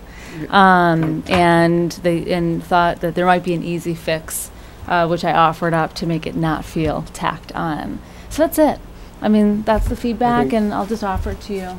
I think the best thing to do would be to first board, anyone has any kind of generalized comments, and then if there's any specific, then go if there's any specific ones and call it out that way and do it. So does anyone have any general comments on the entire set of core values, something around that? Kate. So I think we've engaged with this a lot, and I think it's landing in a really good place. I would, as we get to the metrics piece, like to make sure that we have a metric that they sync, right? And I think most of them do. I think creativity, potentially, I'd like to discuss a little bit, but just I'd like to revisit it when we get to the metrics point to make sure that we are putting some teeth behind these. Yeah, and strategy, right? I mean, when you guys look at the strategy stuff at the retreat, you might find that you're going to want to make sure that the strategies that we're employing are aligned with our core values. It's hard to measure core values in terms of goals, but certainly there should be a strategy aligned. Okay. Anything on specifics? Nikki first. On school readiness under goal number 3, Nikki, No. I'm sorry. Yeah, We're still in looking the, at core core values. Sorry, I skipped wrong page. That's all right. On the core values, just I wanted to say thank you for changing the tacked on sentence. That's the only thing, because it was driving me nuts. Okay. Good to hear. Then me on the focus, I think we need to hold ourselves for accountable for more than high quality implementation. I think we need to hold ourselves accountable for results. And so that's for sure. You know, we can if we're implementing the wrong things, and it could be really nice, and that whole checklist of the theory of action all gets checked off, but at the end the students aren't. So that's that's my one comment. Out of Mary's heart, right? Then I guess we move to goals and metrics. Anna, I'm sorry. That's okay. I just wanted to put it out there if an idea of, rather than removing social justice, consolidating it to racial and social justice. Oh, yeah. That's another, absolutely. Yeah, that's my gut reaction, that probably makes sense. Okay. All right. Good suggestion. Thank you, Anna, and apologies again. No worries. Is anyone opposed to my just going with voice? Because the words influence and leadership are in that sentence. Is that okay with everybody? That's fine. Yeah. Yeah? Okay. And the racial equity or racial and social justice change, that alternative sentence, is that cool? I mean, yeah. I think it accurately describes what I think I hear you guys talk about. Yeah? Yeah. Okay, going once. Let me just ask, Yeah. Since you called attention to it, and Yeah. it wasn't, when we talk about voice, we call out our staff a couple of other places. I see voice as being, it says our community, which in some sense includes our staff and our students. That's what it's meant to. But is that a place where we're explicit that, you know, we seek to elevate the voices of all our community, our students, our staff, as well as, or our families or whatever as well? I mean, it's kind of implied by community, but also sometimes, you know, talk about the district and the community as being two separate things. That works for me if it works for everybody else. What works here? I'm not sure I was following. Under voice, TJ was suggesting we will seek out, I can't believe I can read this. I'm sort of impressed with myself right now, my eyesight. We will seek out and elevate the voices of all in our community. Our students, our staff, our staff, and our families, or maybe families can be optional because that's community. With special attention to the influence leadership. So we're talking about deleting. Well, actually, you know, it says student, and then you It know, does, and then yeah, and then cut at the the student, staff, and families at the end. What we doing? Yeah. So what would it read like then? It's sort of implied because of that ending, don't you think, TJ? Yeah, we'll leave it alone. Leave it alone. Leave it alone. Leave it alone. Leave it Okay. alone. No, leave it alone. Yeah, yeah, staff is in there. No, well, I'm not sure how it reads because then you get, Yeah. you end up with a, Redundant. including those of That's a real- color, which doesn't Yeah, read very that's well. what I was wondering. Okay, Which doesn't read very well. So, okay. all right. Excellent, love it. I'll make those changes and we'll hold on to it, obviously, until the next round, but that's great. So now, pardon me? Next round is like next, yeah, it's on Saturday. All right, goals We'll and touch on it metrics. there, touch on it. So goals and metrics, Barb, if you can flip it over. We are excited to come back to you with this particular conversation, which we're also, as you know, hoping to bring closure to. Since we last met, I think Bo has done a fantastic job further vetting. He's talked with our teacher advisory group, our teachers of color advisory group, another round with principals, another round with the teaching and learning team, with the senior team, with the school improvement partners. I mean, he's been extraordinarily busy further vetting these, incorporating all of your thoughts and feedback. I hope you got a chance to look at that full grid that he put together in the team that included your suggestions and his team's thoughts on those suggestions. Who has the clicker? Bo, will you actually click and click to the next one? Our goal today, as you know from reading the materials, is to try to bring consensus around the goals and metrics. There are, in the document, there is a list of ways we measure the metrics, and we don't think it's possible to come to complete consensus because that involves assessment choices, for example, and it'll take some time to explore those. What we think the board needs to focus on are the goals and metrics. So know what we're thinking about ways to measure, but that's just going to take more time. Once we know what the goals and metrics are, we can figure those things out. Yeah. So we're going to give you our current thinking. We're not going to go through metric by metric. TJ, I promise you. We're going to highlight only the changes that we made. And we've got a couple of questions that we really want to ask for the board's final round of input on. Obviously, if there are other things, there will be other things, but It might be useful if you highlighted those questions and what you wanted from the Yeah, board, so we that will. we listen for those parts with Bo, and at this point now, there'll be 4. Is that possible? yeah, up I mean, front. what you want so that we can focus? There are 2 things. On goal 3, which is our goal for having African American youth excel in our school district, we want you to give us some more fine-grained feedback on the metrics in that section. We've made significant changes there, maybe the most, and so we want you to zoom in on that. And then the second thing is related to the climate metrics.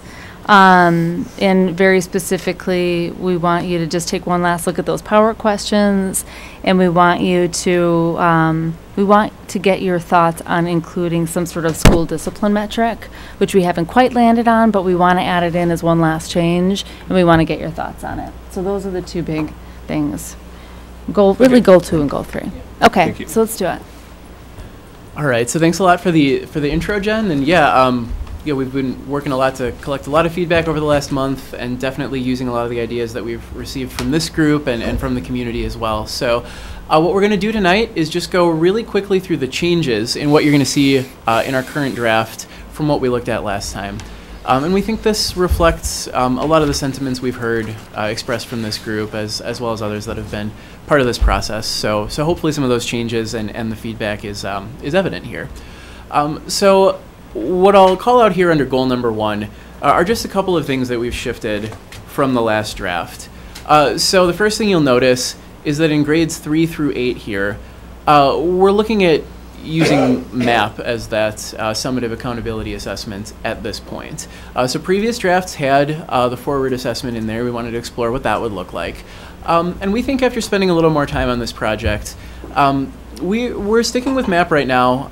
That's what we've been using with some success over the last few years. And we do want to note that we want to explore some possible replacement options for something to use aside from MAP. But at the same time, we don't think that this project is necessarily the venue to be making that decision. So when we're considering things like our full comprehensive assessment system, there's a lot of interrelated parts there, and a lot of work that needs to be done by teams outside of ours to think about what that's going to look like. So right now you're seeing MAP in the recommendation for now. That's where we're standing as of today, with a commitment to explore some other options in the future, similar to what we had decided with PALS before. So another just really specific change that you'll see, we talked a lot at our last meeting about those growth metrics, reading and math growth, and the percentiles that we wanted to use. So just a couple little changes here. We had discussed maybe improving 2 percentile points or more was not a high enough bar for those students who've been scoring in proficient. So you'll see that reflecting 3 percentile points or more.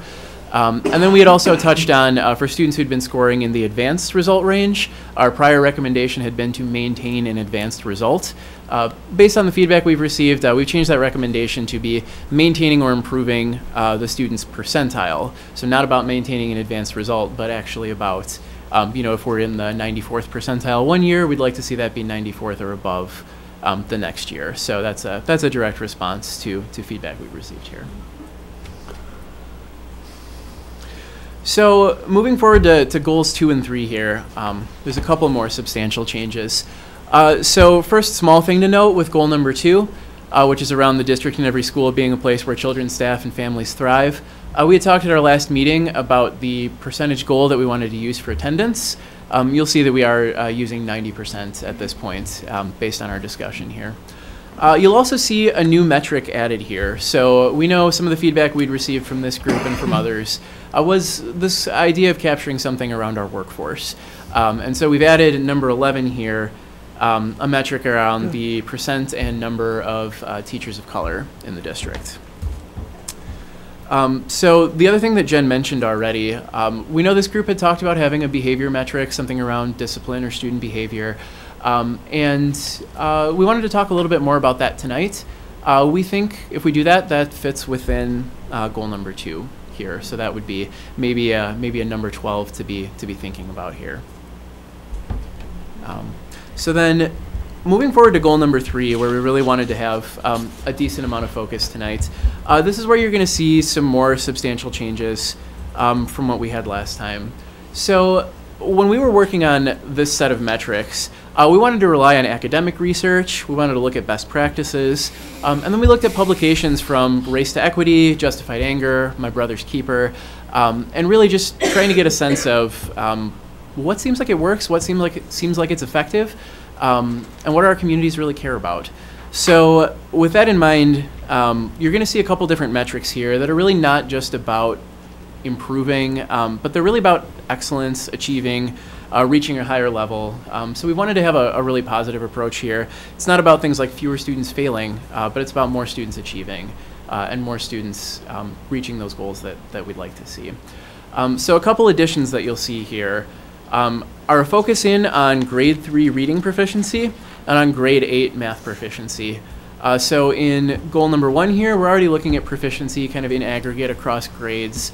But we're bringing this idea here. Some of the feedback we'd received was that the metrics kind of seem to skip from school readiness to a more robust look at high school without much in between. So we're working on looking at these milestones that we know matter. Reading proficiency after the end of the primary grades, math proficiency at the end of middle school, really checking in and zeroing in there. Another change you'll see is number 17 here is a new student climate power question that we're suggesting. So when we do look at research around African American student success, these concepts of rigor and relevance seem to bubble to the top as things where we'll see some pretty good results. So at the moment, we don't really have a way that we've been measuring this concept of relevance as a district. And we also believe that sometimes asking is just a really great way to do that. So we're suggesting thinking about a climate power question along the lines of what I learn about in school is relevant to me. The wording may not be perfect there, but the basic concept is let's try to get into relevance by asking. And that's a question that has not been on our current climate survey. So the only other thing to note with goal number 3 here, I just want to make sure we're clear that the metrics we listed under goals number 1 and 2, we're also presenting associated with goal number 3. We're committing to disaggregate and present those results for African American children, youth, parents, and staff as relevant. So along with goal number 3 is a commitment to look at everything for goals number 1 and 2 here as well. Nikki?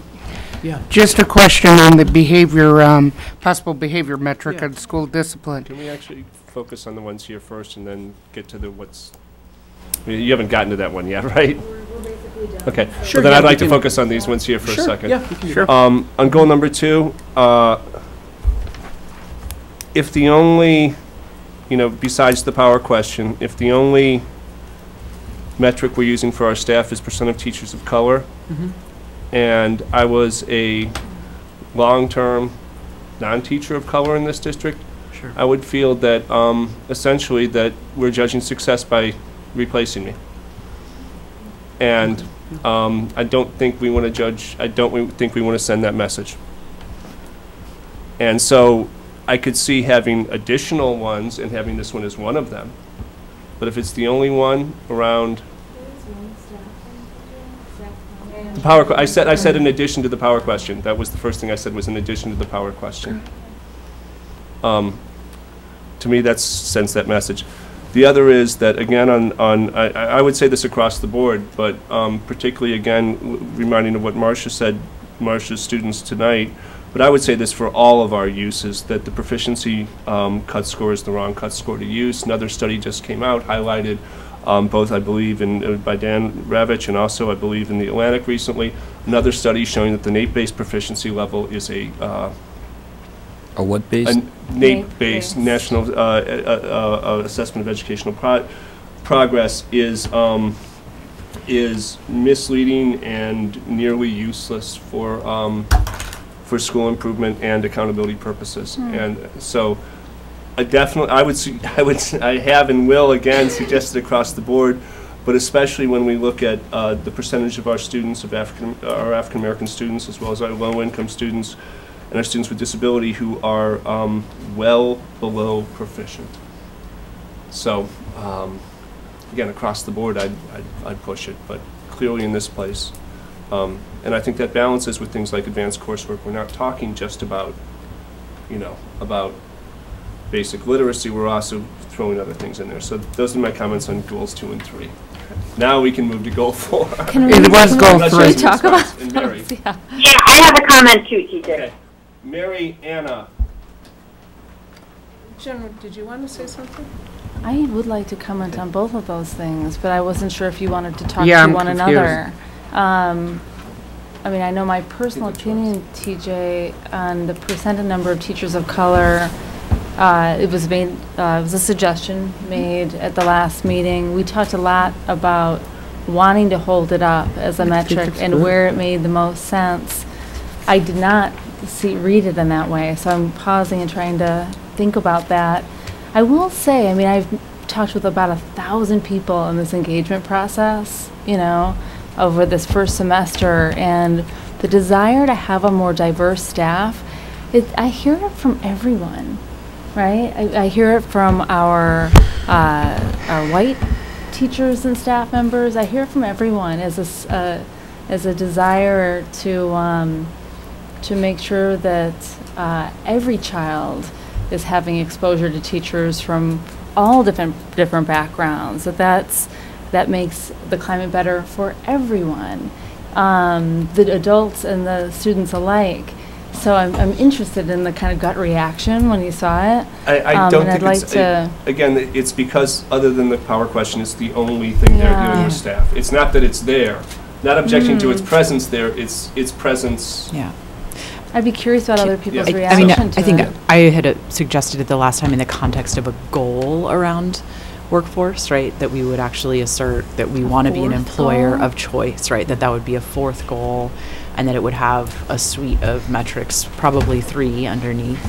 One of them was some sort of kind of climate-related question. One of them would be, I think this around percent and number of teachers of color, and I think both are important, absolute as well as percent.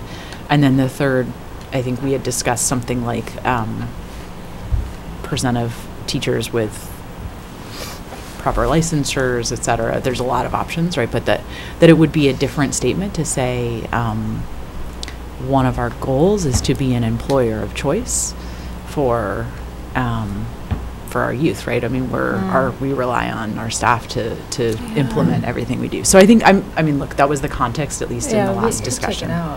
I think, again, I don't want to. I want to think about this some more, but the 3 major goals are about.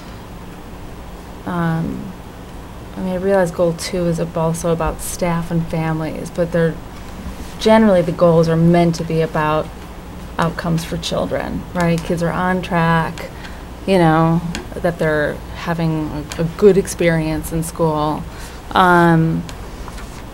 And yeah, I guess I'm struggling with having a separate goal that isn't about student outcomes, which is what our work is for. We exist for them. So, okay. TJ, I didn't take it as such. I thought because there's basically 1 student, 1 staff, 1 parent, and then the others are back to student attendance and then teachers of color. And so I didn't feel that the staff was being ignored because it was basically being put on the same level as student and parent.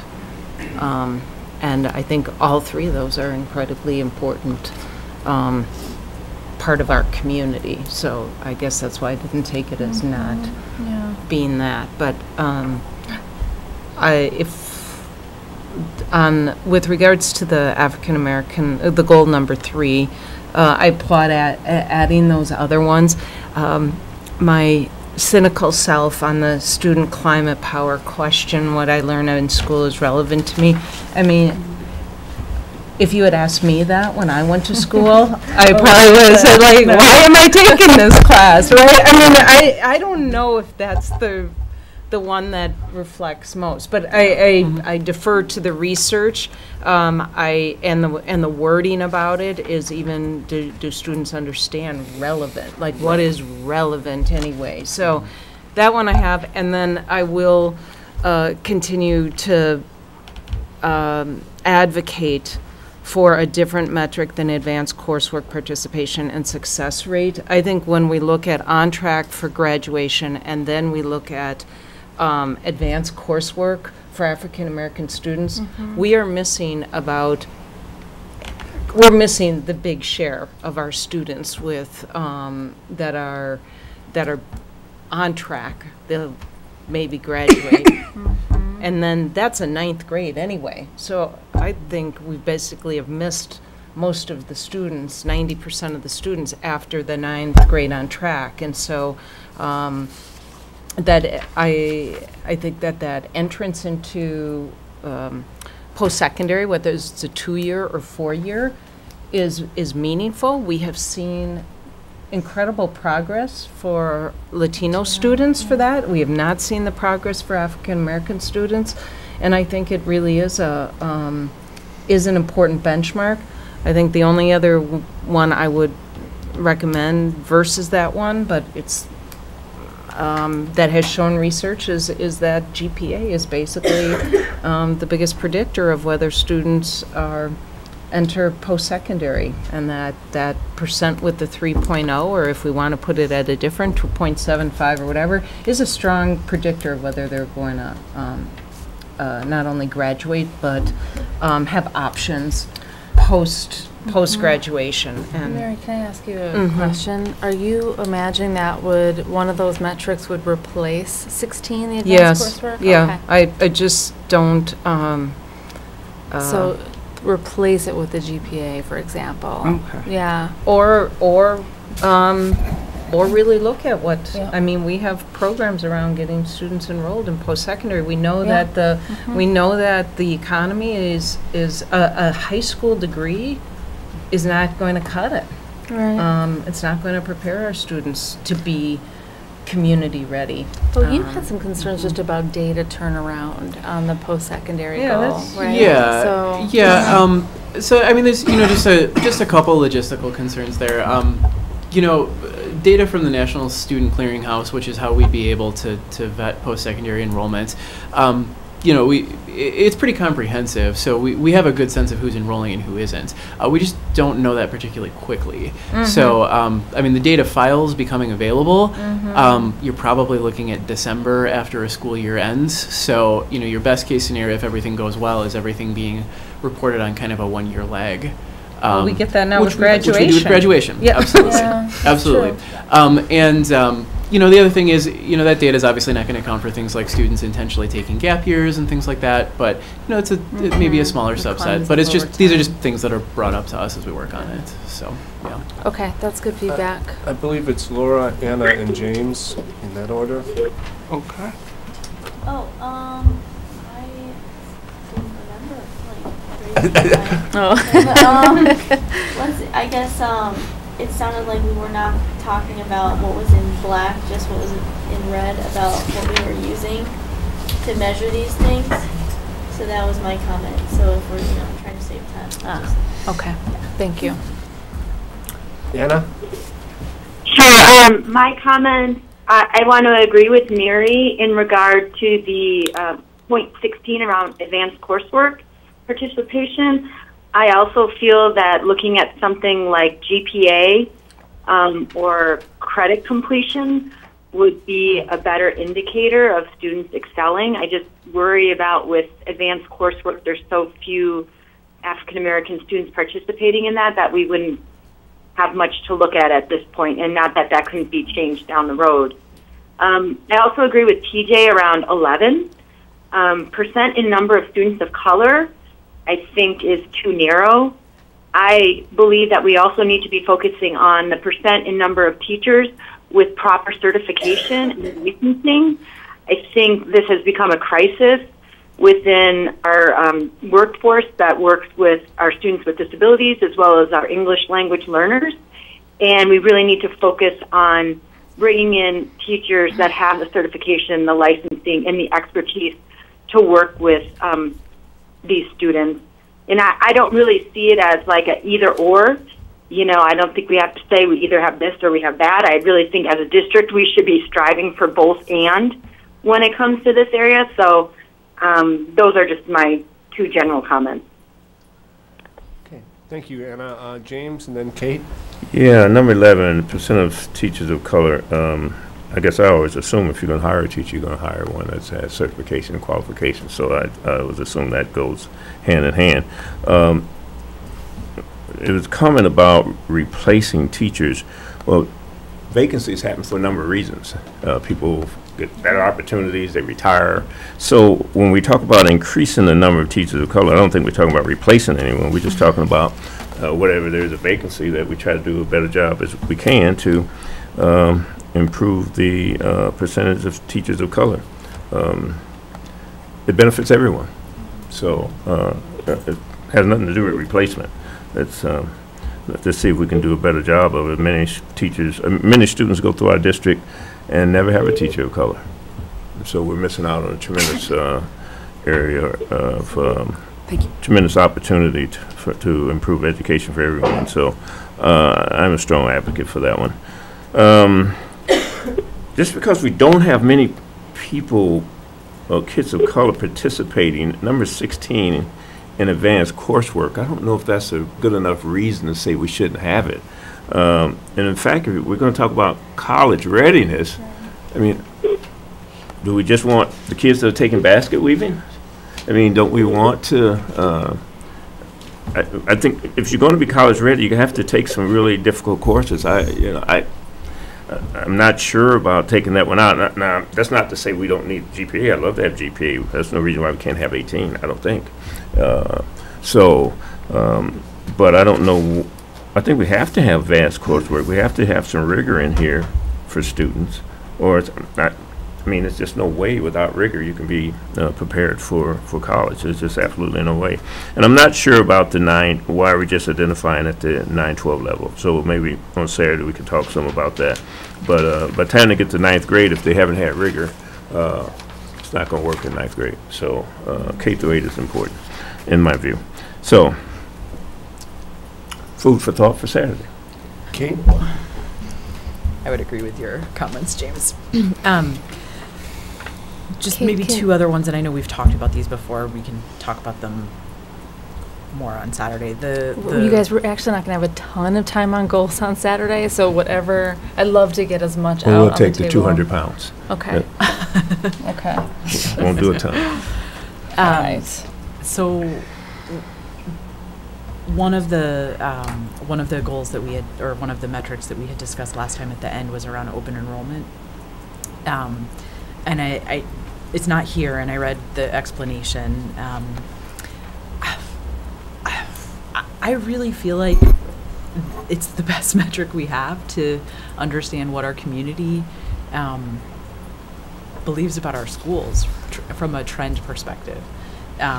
So I appreciate that we don't control housing prices, et cetera, et cetera. We don't control rates of poverty either, and our obligation and responsibility is to create a good system for the community that we have.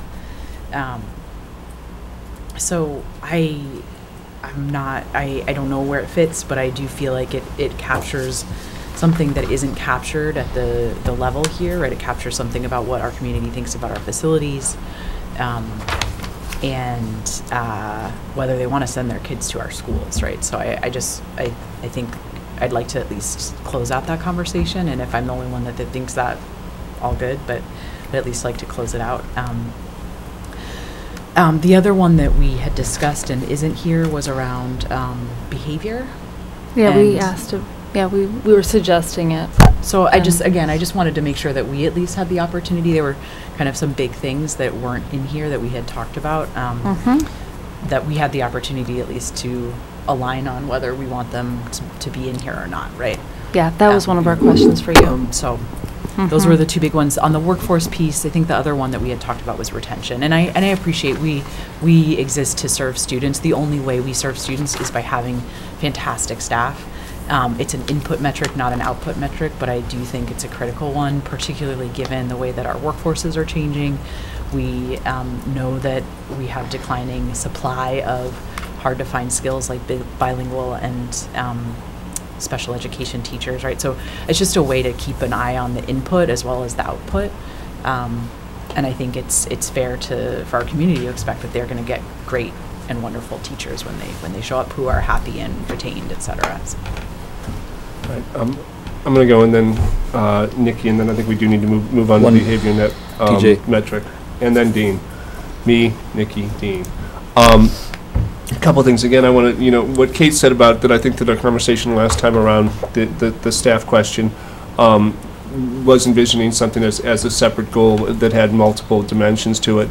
Point out that the recent mailer that went out highlights the percentage of our staff that have master's degrees. And so I think that there are various ways to measure staff quality and to monitor staff quality as well. And just again to reemphasize, it wasn't the inclusion of the percent of number of teachers of color. It was as the only measure of our staff, other than the climate question that I was objecting to. Listening to James talk about advanced coursework and participation, and thinking about numerous contacts I had from people with deep concerns about the work of advanced learners in our community in the last years, but certainly in the last months. I wonder if that's not a metric that goes with the number one for all students, and then broken out, and not a focused African American metric, but rather a metric for all students, and that will automatically be demographically broken out, which is every child on track to graduate ready for college, career, and community, and so and those are actually my final thoughts on the metrics that are there, and then moving on to the metrics that aren't there, perhaps in the next. But I believe it was Nikki and then Dean. Yes. And then the BEP. My question is, as on the school readiness, are we just using the PAL first of all, or are we using other things to determine don't know school readiness? Again, I worry on those who are nonverbal, and though accidentally also measuring cultural differences in language, both of which I worry about. We would need to explore what the tool is, Nikki. Number two, I really do like the number of teachers of color. I think we need to know that, and I think it should be a goal. On the advanced learners, I believe with James, we need a robust area, but I think my main comment is what Kate said. Open enrollment is the best tool we have, is right. We need to know why people are coming. We need to know why people are going. And so I would be for that. And I will save my any other comments for the behavior education issue. So, Dean? Oh, sorry. Oh, I'm okay. sorry. I can't No, see go you. I ahead. can't see you around Mary, so go ahead. no, that's all right. Go ahead, TJ. Dean? Goal 3, the title itself, I just, we have students of color almost equally divided between African American, Latino, and Asian, each having their own specific challenges. And I'm wondering, as TJ suggested, maybe we should just add students of diverse children and youth excel in school, and then divide it between each one, each classification of our diverse school population. We know specifically there are African American children have specific issues, but so do Latino children, so do Asian children, and I don't know it. I'm struggling with this. I think that maybe we should broaden number 3 to, and then maybe divide it equally. I don't know. I know it's not my turn. Could I comment on that? Yeah, please. And then TJ, I have a comment too when it comes back.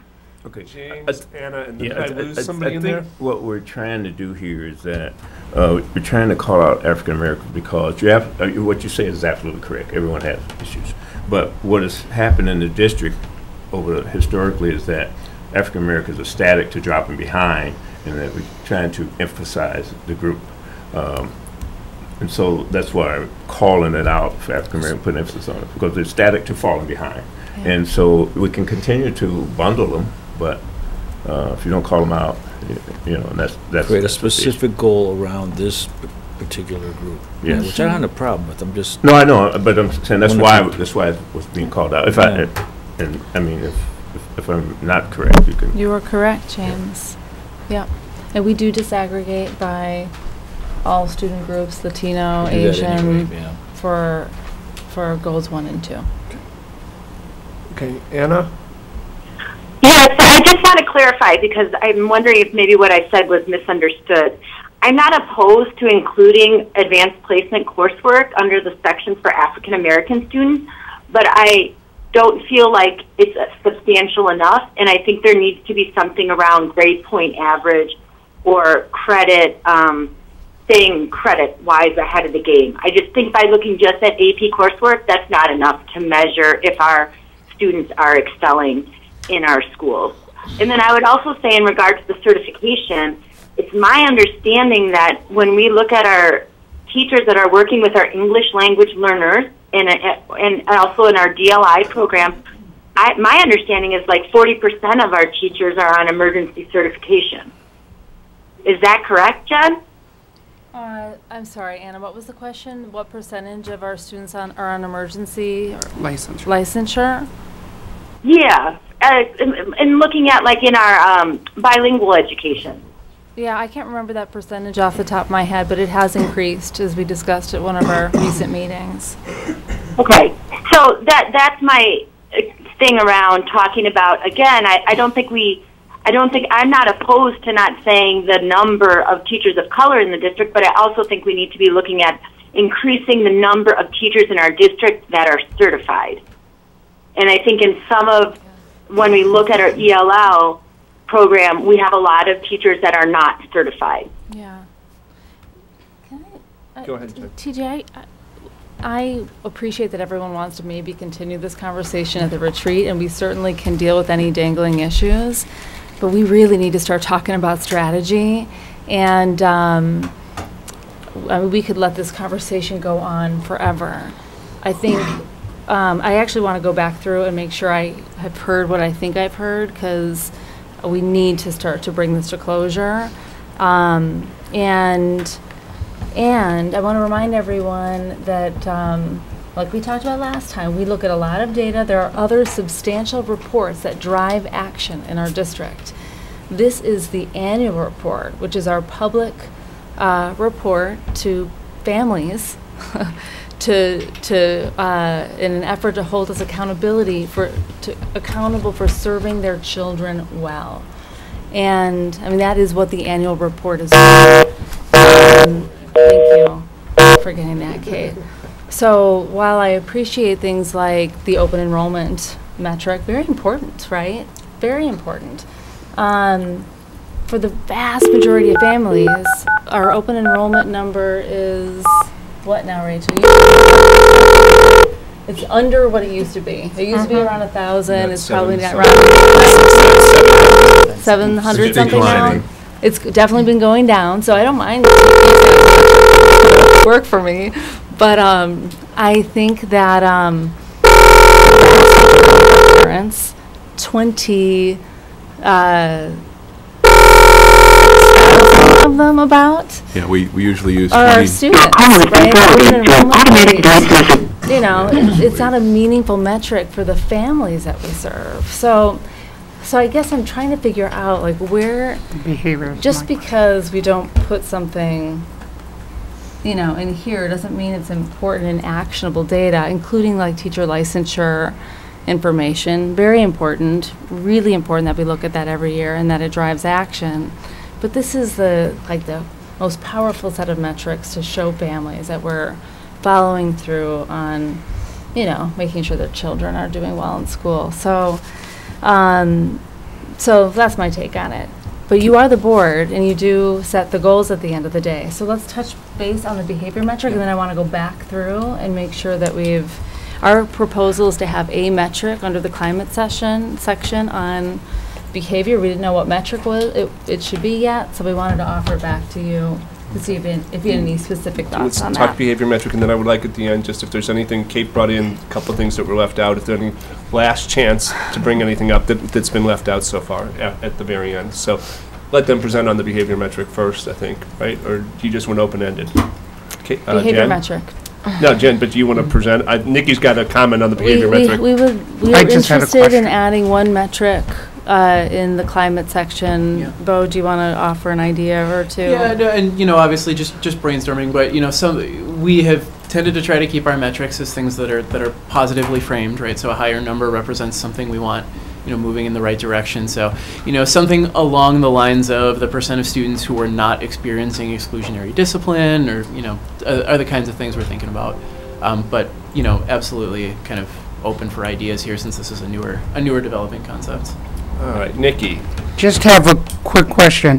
When you deal with behavior, how are we going to avoid singling out individuals with disabilities who their behavior is being driven by the disability, because there is a decent number that are, and I don't want to accidentally identify if it is in certain areas a small enough number, we could figure out who the kid is. Yeah. So, and I mean, we'd be absolutely careful with disaggregation there, and you know, kind of use our standard, Yep. you know, suppression standards for this. Yeah. So. My other question on that is, again, we're trying to be positive and we're trying to show the data and that, and I understand that. But my question is, again, also on disabilities, behavior to me sounds like something that someone could control, something that someone is in charge of and can self-monitor. With a lot of these kids, control isn't the issue. They can't. Yeah. And that's the hallmark of the disorder. So that's just my 2 cents on the issue. So, Nikki, are you bringing that up because you don't think there should be I don't a believe there behavior should be. metric? I do Okay. not believe there should be. I just think wanna it's make too sure I understand subjective. that. Okay. And we do report through our behavior education plan report quarterly. That's why. I think Other thoughts on Nikki this? brings up a good point in relation to many of our students with disabilities. And I have to pause and think about it a minute. What I was going to suggest before Nikki made me do that was that we look at some kind of metric around improvement and recognizing the adjustments with transitions from 5th to 6th grade and to high school, and that if you just look at reporting practices vary greatly at different levels in our system. So I think there'd have to be adjustments, but improvement around behavior events. And I do think that these last few years, our focus on exclusionary discipline has been kind of distracting, and that the overall climate and behavior and tone and tenor of our schools we've lost track of That's the those, real and goal. instead Yeah. are looking at suspensions and expulsions. And so I would really not want to continue that with the strategic framework, and the only other way I could see it was to say, individual students who reduce behavior, who displayed better behavior year in and year out, then also kind of gets at are our interventions, are our responses working, right? Are we taking students who are not behaving well, disrupting our schools, experiencing trauma and acting it out, and giving them the supports and services and education they need to become students who are contributing to our communities instead of challenging our communities. So that's my thinking. That's tough, yeah. It'd be a tough metric to to come up measure, with, very but I think possible, perhaps. Other thoughts, Anna? Thoughts on behavior? I think we lost her. We lost Anna. Yeah, we lost her. We lost her again. Mary, were you reaching for your mic? I was. I think it's possible. I just wonder if at this point we really should, whether we need it. That we have a lot, we obviously have an emphasis, and maybe once we get into our goals, if there's something around behavior that helps to come out of that, if we're making this a priority or one of our goals, well then maybe we need a metric that helps support that and define that. But I think it's just I think it's such an important issue, but I also think it's a really difficult one, as Nikki pointed out. And the easy ways to measure are the The- high school right. suspensions. Mhm. And Yeah. Yep. And to be clear, I wasn't necessarily pushing to include it. I did want to have a dialogue because I think there is a fair degree of alignment on the board that this is a top priority conversation for us to be having. So, and I certainly wouldn't want to use suspensions or some other metric of that Okay. nature. So. All right, good to know. Last on behavior. Going once.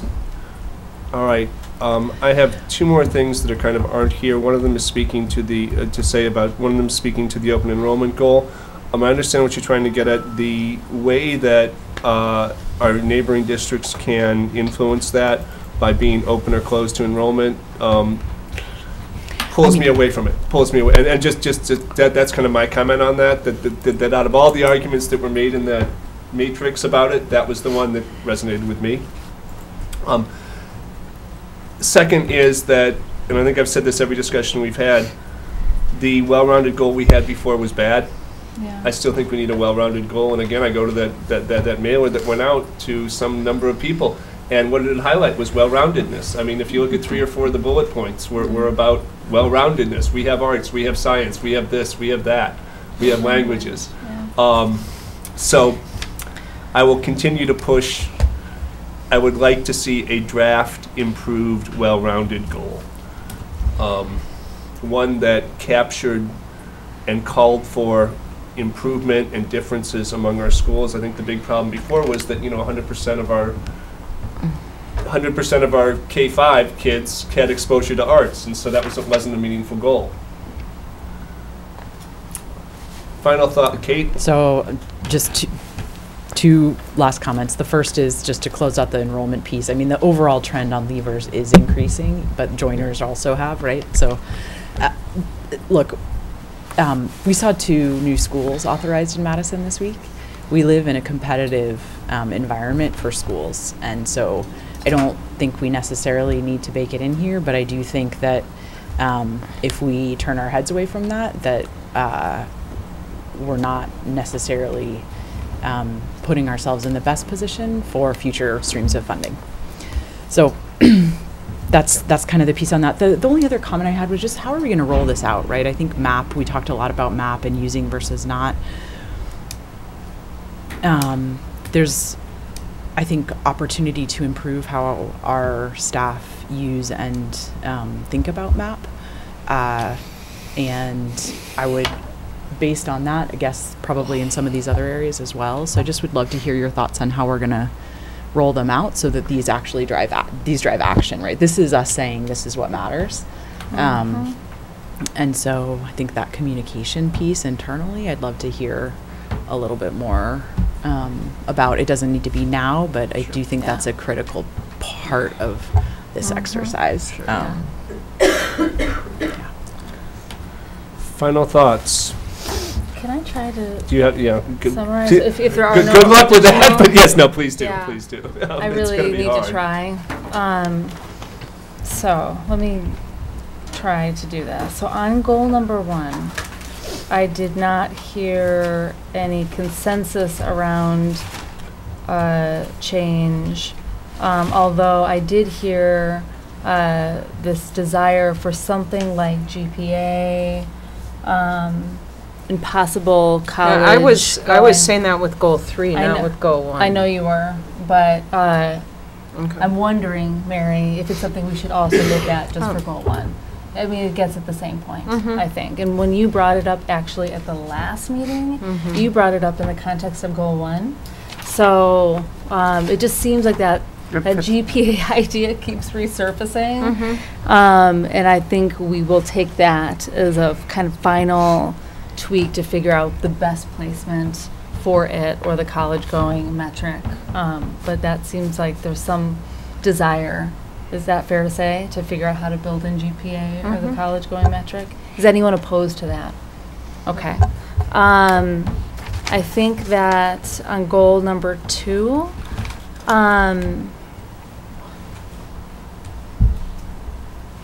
I think I am hearing that we are not adding in a specific metric around behavior, and that I do not think that there's consensus around putting the percentage number of teachers of color here. Say that again? I don't hear that there's consensus around putting that particular metric under goal number 2. When you say consensus, what does that mean? I don't know. I don't hear a lot of support for it. I hear support for the metric, but not necessarily the metric here. There's this alternative proposal on the table, which is to create an entirely separate goal related to I'm all right. staff. Yeah, I don't. Actually, okay, so I'm testing know what it. you're hearing. But Yeah, I'm all right. I'm hearing really mixed views. I'm trying to make sense out But of it. So, it was about 4 mixed views, though. That was for it. So okay. I think the baseline is everybody wants the metric. Do we Yeah. want additional metrics around workforce? Yes or no? Which would That's the question. maybe require a separate goal entirely. Or an additional one under climate or Correct. whatever that headline is. Just an additional workforce-related role under Okay. that. Either one would work. Okay. All right. We'll I mean, take that and think about it. I mean, there's 2 ways to do an additional. One is to Yeah. blow it up, and Either the way other works. is just to add a little bit. Okay. I like the maybe adding a little bit as opposed to blowing it up. Bo, because we're both type A people, Bo and I like the idea of maybe having 6 metrics under each goal. And if we added 1, there would be 6 under each. Okay. And on goal number 3,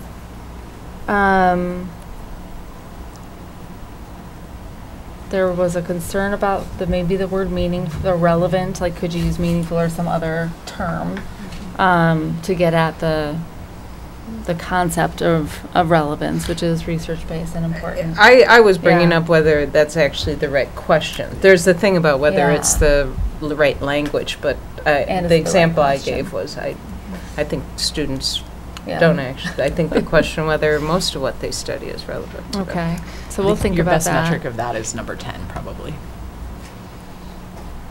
Yeah. I like a Um, climate. I like a climate one for African American students. Yeah, I do too. Okay, and then I hear that there's some desire for us to explore getting advanced learning, not just advanced coursework, back in the set of metrics. Yes. In some way, shape, or form. Are you gonna?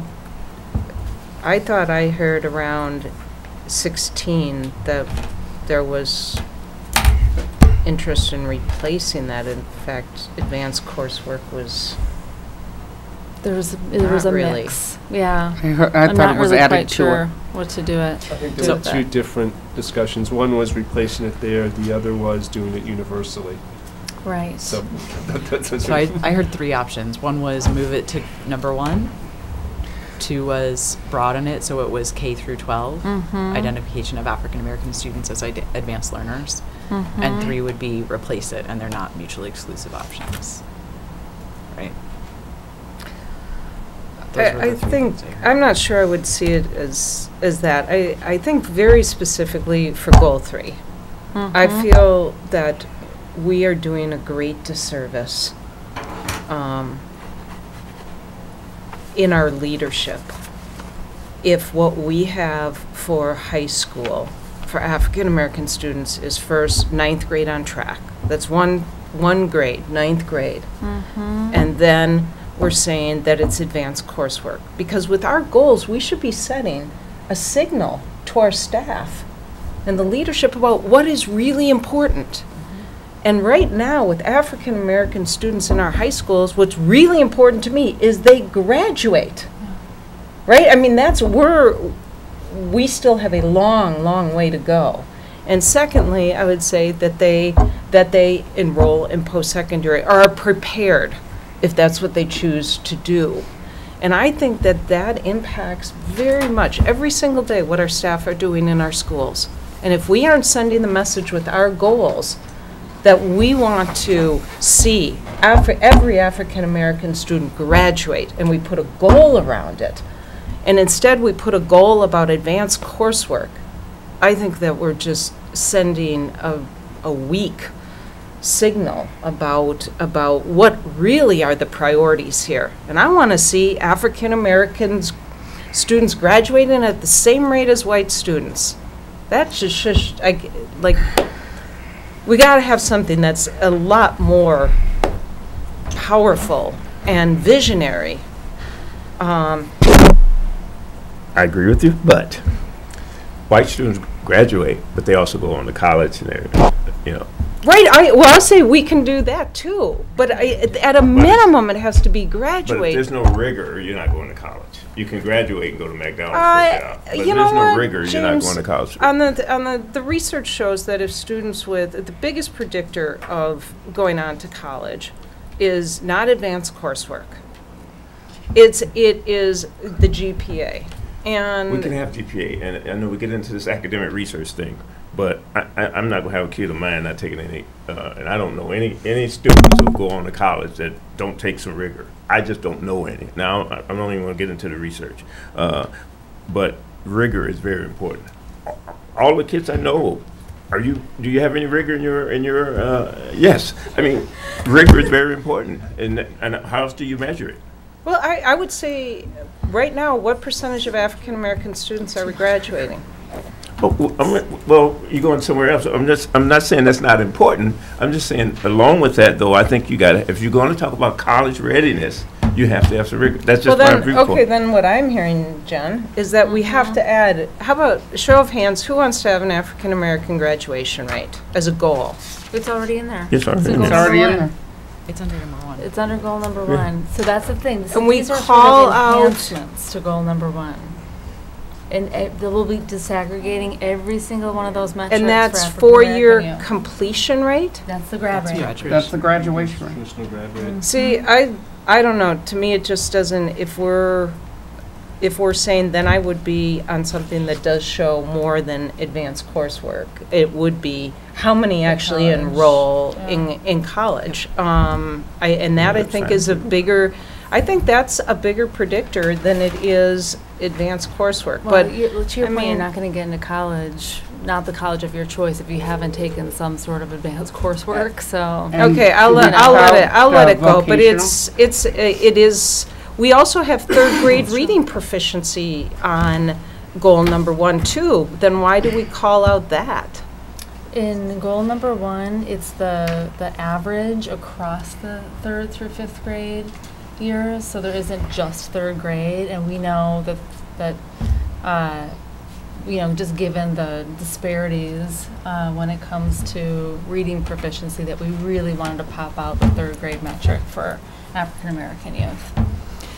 Okay, if Yeah. James is happy with this, I'll let it go. I do think I think the it's- recommendation to expand it past 9 through 12 Yeah, would okay. be, Yeah, it's you have it's to. really hard to take an AP class if you aren't Right. in middle That's school. what I'm saying. Like, if you Right. set the college going goal, and we would have a 1-year lag, to Bo's point, we've got to be okay with that. Right, it's not a perfect metric, and not everybody goes straight into college, and, you know, it's a tricky metric, but, yeah. I just, if there's a college, I would, that's one where I would definitely like to see a few-year trend data before deciding it was a worthwhile Yeah. metric to follow. Because, I mean, And I we don't have know that what's going to data. show. I wasn't suggesting the college one. I was suggesting K-12 advanced learning identification, which I think was James's original That suggestion was his original to suggestion. expand number. 16. Thank you. That's what I to, thought too, and that's which what I was saying. I think, given our history in this district, would be a very wise thing to shine a light on. I So. would oppose that one because it's manipulate. You can manipulate it very, very easily. You can game it, yeah. You can game it incredibly easily. Oh, we've expanded our leadership, and you know, and we've identified a bunch of African American kids as I leaders. totally agree with you, and we look really good in our annual report, and kids aren't being served very well. But TJ, we changed our scores 6 months ago to identify. I wasn't happy with that either. But since then, the numbers have gone down, not up, right? So the behavior in our district we're is gaming, is if saying we're that gaming it, we're not. we don't have, we're not giving the system. You never game down. We're in fact not even following the signals saying. But with the counterfactual, we don't know where the numbers would have gone had we not changed the cut scores. I don't know, at least. Maybe Bo does. I just say that I mean, I understand there's a lot of support around the table, but if it comes back as that, I will oppose it when it comes. Okay, there seem to be then just a few little spots that we're going to focus our energy on. Bo and I are going to come back with what we hope will be such a spectacular proposal. We'll be able to wrap this up soon. It is really only a few different places, a few very discrete areas. 16 on goal number 3, which we're a bit hung up on. Potentially adding another metric on goal number 2, which would add another kind of staff question, which is what I'm hearing now.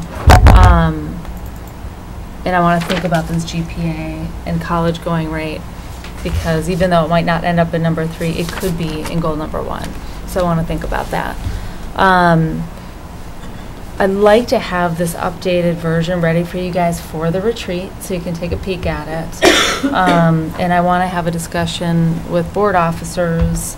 We're meeting tomorrow, actually, to talk a little bit about next steps in terms of when the board would vote on the set of goals and metrics, which I think would be nice if we could do that sooner rather than later, so that as we get into strategy mode, the goals aren't kind of a, you know, moving target for us. So I really appreciate the time. Thank you, TJ, for leading the discussion. Bo, thank you for your continued work on this. Sounds like we're almost there. I will entertain a motion to adjourn. Motion to adjourn. So moved. Second. Second. Laura, your advisory vote. Aye. All in favor? Aye. Aye. We are adjourned. We have another meeting. I don't know if James wants to take a break and go right into it. Your call. I don't need one. Do anyone need a break? Let's go for it.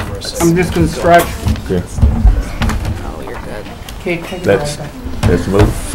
So who we got, Mike and Mike? Mike and Mike? And Chad. Because I told her I would make 30 minutes ago. MCM.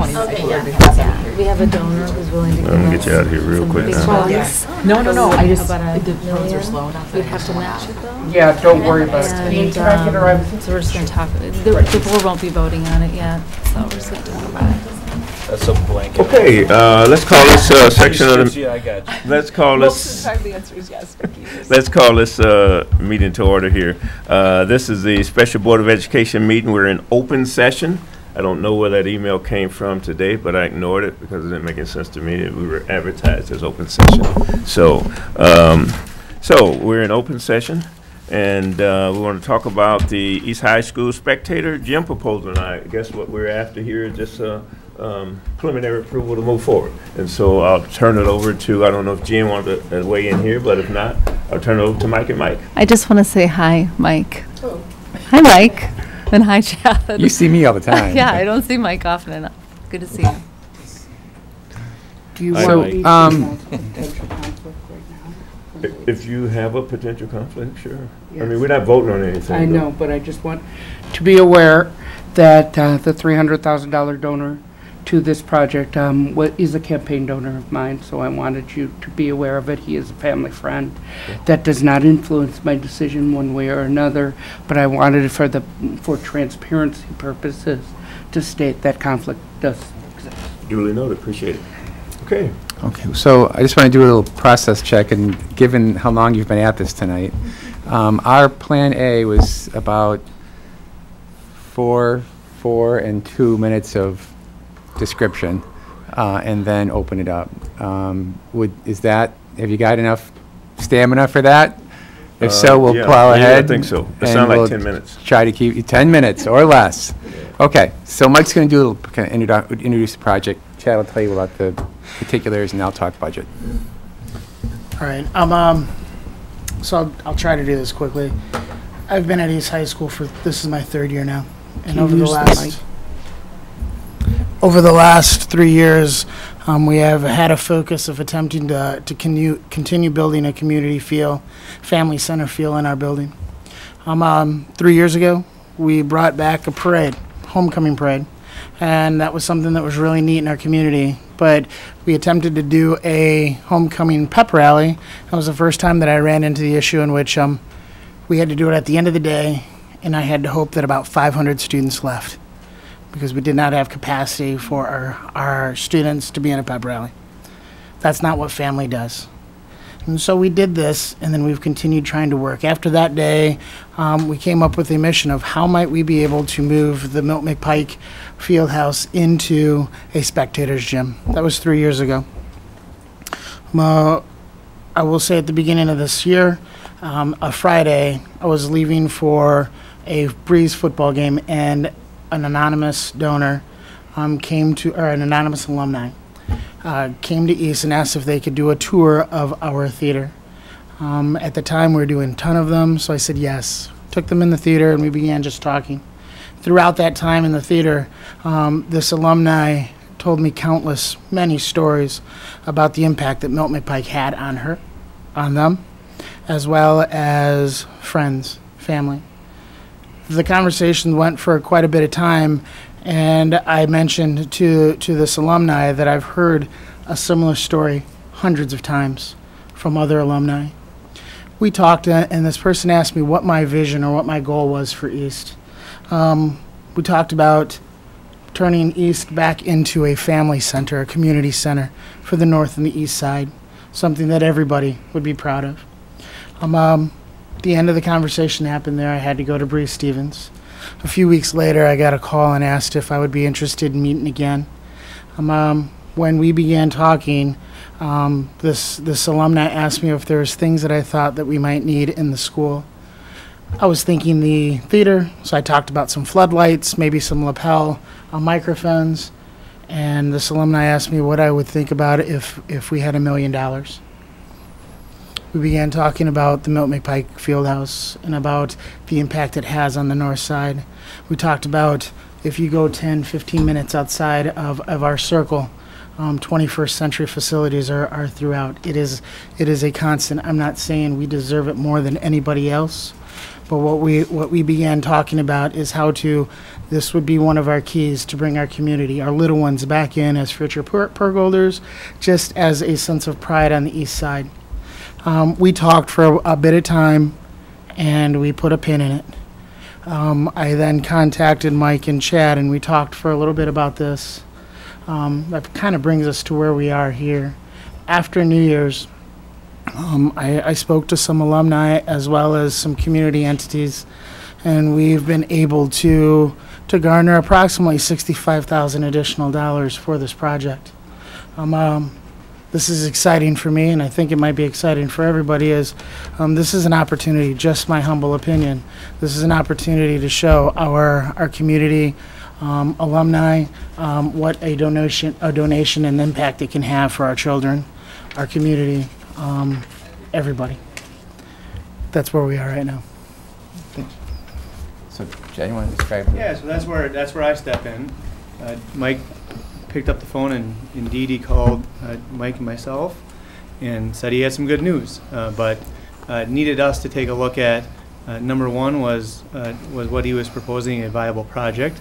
And two, were there indeed deficiencies with what East currently had? I think my team at Building Services, along with a third party, took a look at this, and we quickly found exactly what he said. That I think number one, Mike doesn't have a spot to hold an all-student, all-community assembly, and any high school built to today's building standards. That goes without saying. Do you have a spot where you can get your entire community together? Two, if you attend an event at the East Spectator Gym and you have accessibility needs, parking is not ideal, and bathrooms are not ideal by any means. It's a long run from our parking lots into our Spectator Gym. To our locker room facilities, Mike's big locker rooms aren't accessible, and we're actually working with him right now on a student that needs access to his gymnastics area and weight area, and also doesn't have necessary access to showering, bathrooms, and so forth. Three, Mike right now has his cheer, dance, and wrestling teams practicing in hallways, sharing gym space with the basketball team, and they're doing everything they can to be creative, but they're a little landlocked with what they have right now for available space. So we did what we could to work on a solution to close some of those gaps. And I see we don't have, you guys had in your board packet at least one concept that we came up with on a phase 1 study that would turn Mike's current field house into a spectator gym, seating capacity of 2,500 plus. We would retrofit and upgrade his current locker room and make sure that there were appropriate ramps to get in to either use that space as a weight room, multi-purpose room, wrestling room, and or a spot for accessible bathrooms for a venue of that size. And current building codes require, if you build something that has 2,500 seats in, there has to be a certain ratio of bathrooms in accordance with that level of capacity. And the other piece that has to come along with this project, because I think even Mike had this conversation with the donor, is concession stand, community meeting area, and you need, eventually we're going to need a little bit of new construction to accomplish all those things. If we want a concession, the appropriate number of bathrooms, and a new multi-use athletic area at East High School. So we did we have a couple different concepts that all seem viable, right in the neighborhood of $2.8, $2.7 million. Obviously you don't know that until you open up the bid pack and kind of see what's out there, but we think we're close. Mike wanted me to talk briefly on construction timeline if this all came together. If we secured funding, finished our planning and design, put this out to bid, lined up contractors. This is a very viable project for the summer of 2019.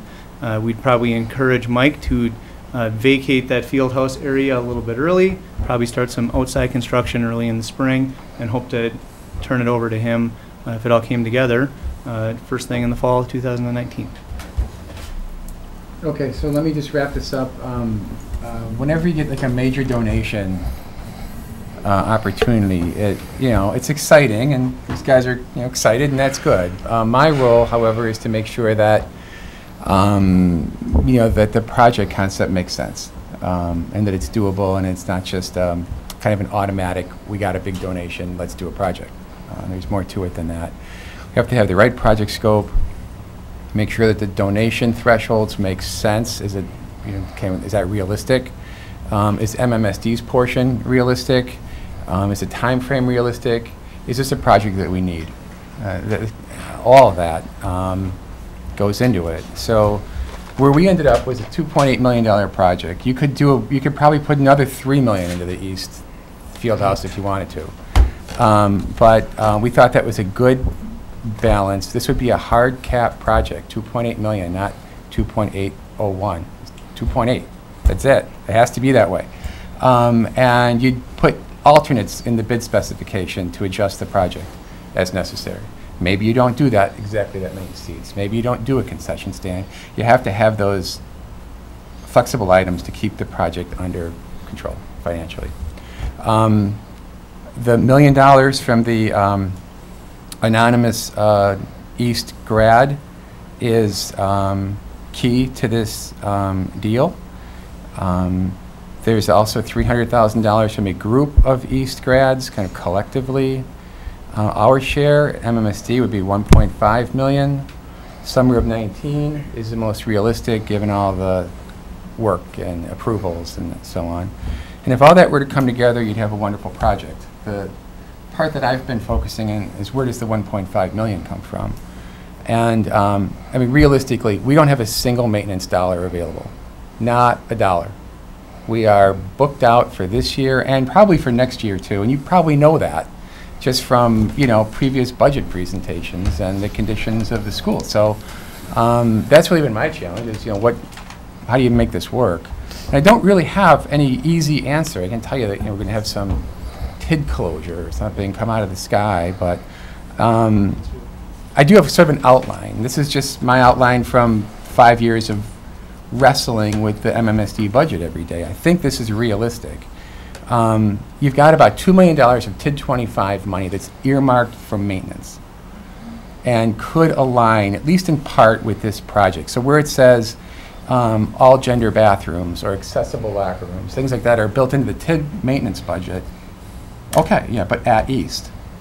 If we can get a third of the project funded that way, 400, 500,000 of it, that leaves us with 900,000 or $1 million that we have to fund locally.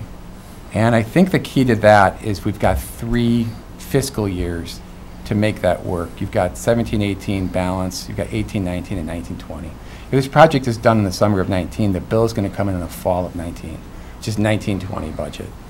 And if we can just chunk this out in sort of bite-sized, manageable $350,000 increments, we're going to be on the hunt for this money over the next 3 years. I think it's realistic that we can do that.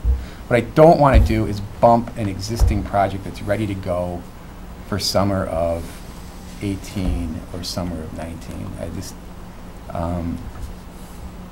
I think that we need to leave what's in place and kind of go over and above, because this is an over and above type of situation. So we placed enough value on it to come to that conclusion. Ultimately, the board has to decide. Done. All right, I think we're pretty close to 10. All right, thank you, and entertain some brief questions. Nikki? Originally, I was incredibly excited about this situation. Then I started wondering, are we going to have enough? How are we going to pay for it? And that kind of question. But the issue that probably sold it for me was the handicap bathrooms. The fact is we have students who cannot even use the bathroom, who cannot get into the gym. We also have 500 students who can't sit in the gym at the same time. that's not going to help anyone's community to say, okay, you over there. It only leads to segregation. Based on those factors, I think it's a heck of a lot of money, and it's a hard choice. But I think I can see myself voting for that. Okay, you guys were a tie, so I'll let Kate go first. Tie goes to Kate.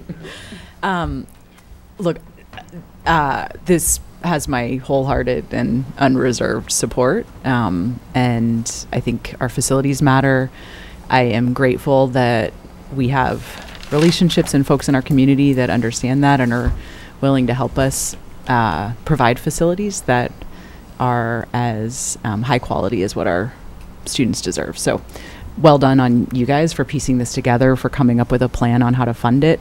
I'd like to make it easy enough for this whole transaction to happen that it could set a model for other transactions, because I personally would love to significantly improve many of our facilities across many of our high schools, middle schools, elementary schools, and I think we're going to need private participation potentially to make that happen. So that maybe is the standard that I'd like to hold ourselves to, is to make this transaction as simple as possible on our side at least, because managing the timeline is probably the only piece I'm concerned about, to make sure that we actually have a facility available when students need it. So that's just a comment from my side. A couple questions and some comments. What's the current capacity? In the spectator gym, about 1,200 for So it'd be about doubling fire that capacity. And then if I mean, how many events have sold out? I know Homecoming did, but well, how many events for the spectator gym? Pretty much almost every home basketball game, we have people that have to stand outside in the hallways, and then it's basically a one in, one out. Unfortunately, good to know. Some just people kind of get upset. trying to get a sense of what the demand here is. I'm a little confused. I see there's the extra multi-use room and things like that, and I guess I'm a little. And I understand and applaud the community piece of it, right? You know, the schools as a community center and things like that is I guess that, but I'm a little confused around the needs of the school versus the needs of the community, and trying to get a sense of, you know, and it's one thing to have it be the school's facility and it's a point of pride for the community, but actual community use, and you know, when you talk about cheer and dance teams practicing in the hallway, that's clearly, you know, you build a space for them, they're going to be using it, not somebody from the Goodman Center, right? I mean, and so I guess that if you can give me kind of your vision a little bit, a little bit more. We were on a pretty tight timeline, and that's why I cut some of this out. Yeah. Being a community-based high school would be a little bit difficult. You know, as we sat down and began talking about the support of the entire staff, understanding what 24/7 truly means, part of that is we've been working over the last 3 years, and more people are buying in on this. Our students, when we first arrived, we had students that were going out to a factory to practice gymnastics, right? Out in a facility out on off of Flom Road. Immediately, I think of it this way. If it's my daughter or son, do I want them out there? I want to bring them into our house, make sure they're safe. We have students that are practicing at 8, 9 o'clock at night because of facilities or because of just as we are double, triple booked. The way that we look at this is an opportunity, obviously our students first, but Sundays, Saturdays, during the day, bringing in our future Pergolders as well, so that they have an opportunity to say, this is going to be home in a few years, and we're going to take care of this. Again, coming back to it, how does this affect our school? Sir, we are fine right now. However, there's a chance for us to be better, and there's a chance for us to give even more to our children, our future students, our current students. And then, thank you. Just kind of a comment around this is that, you know, it's hard to say no to $1.3 million. It's very, very difficult.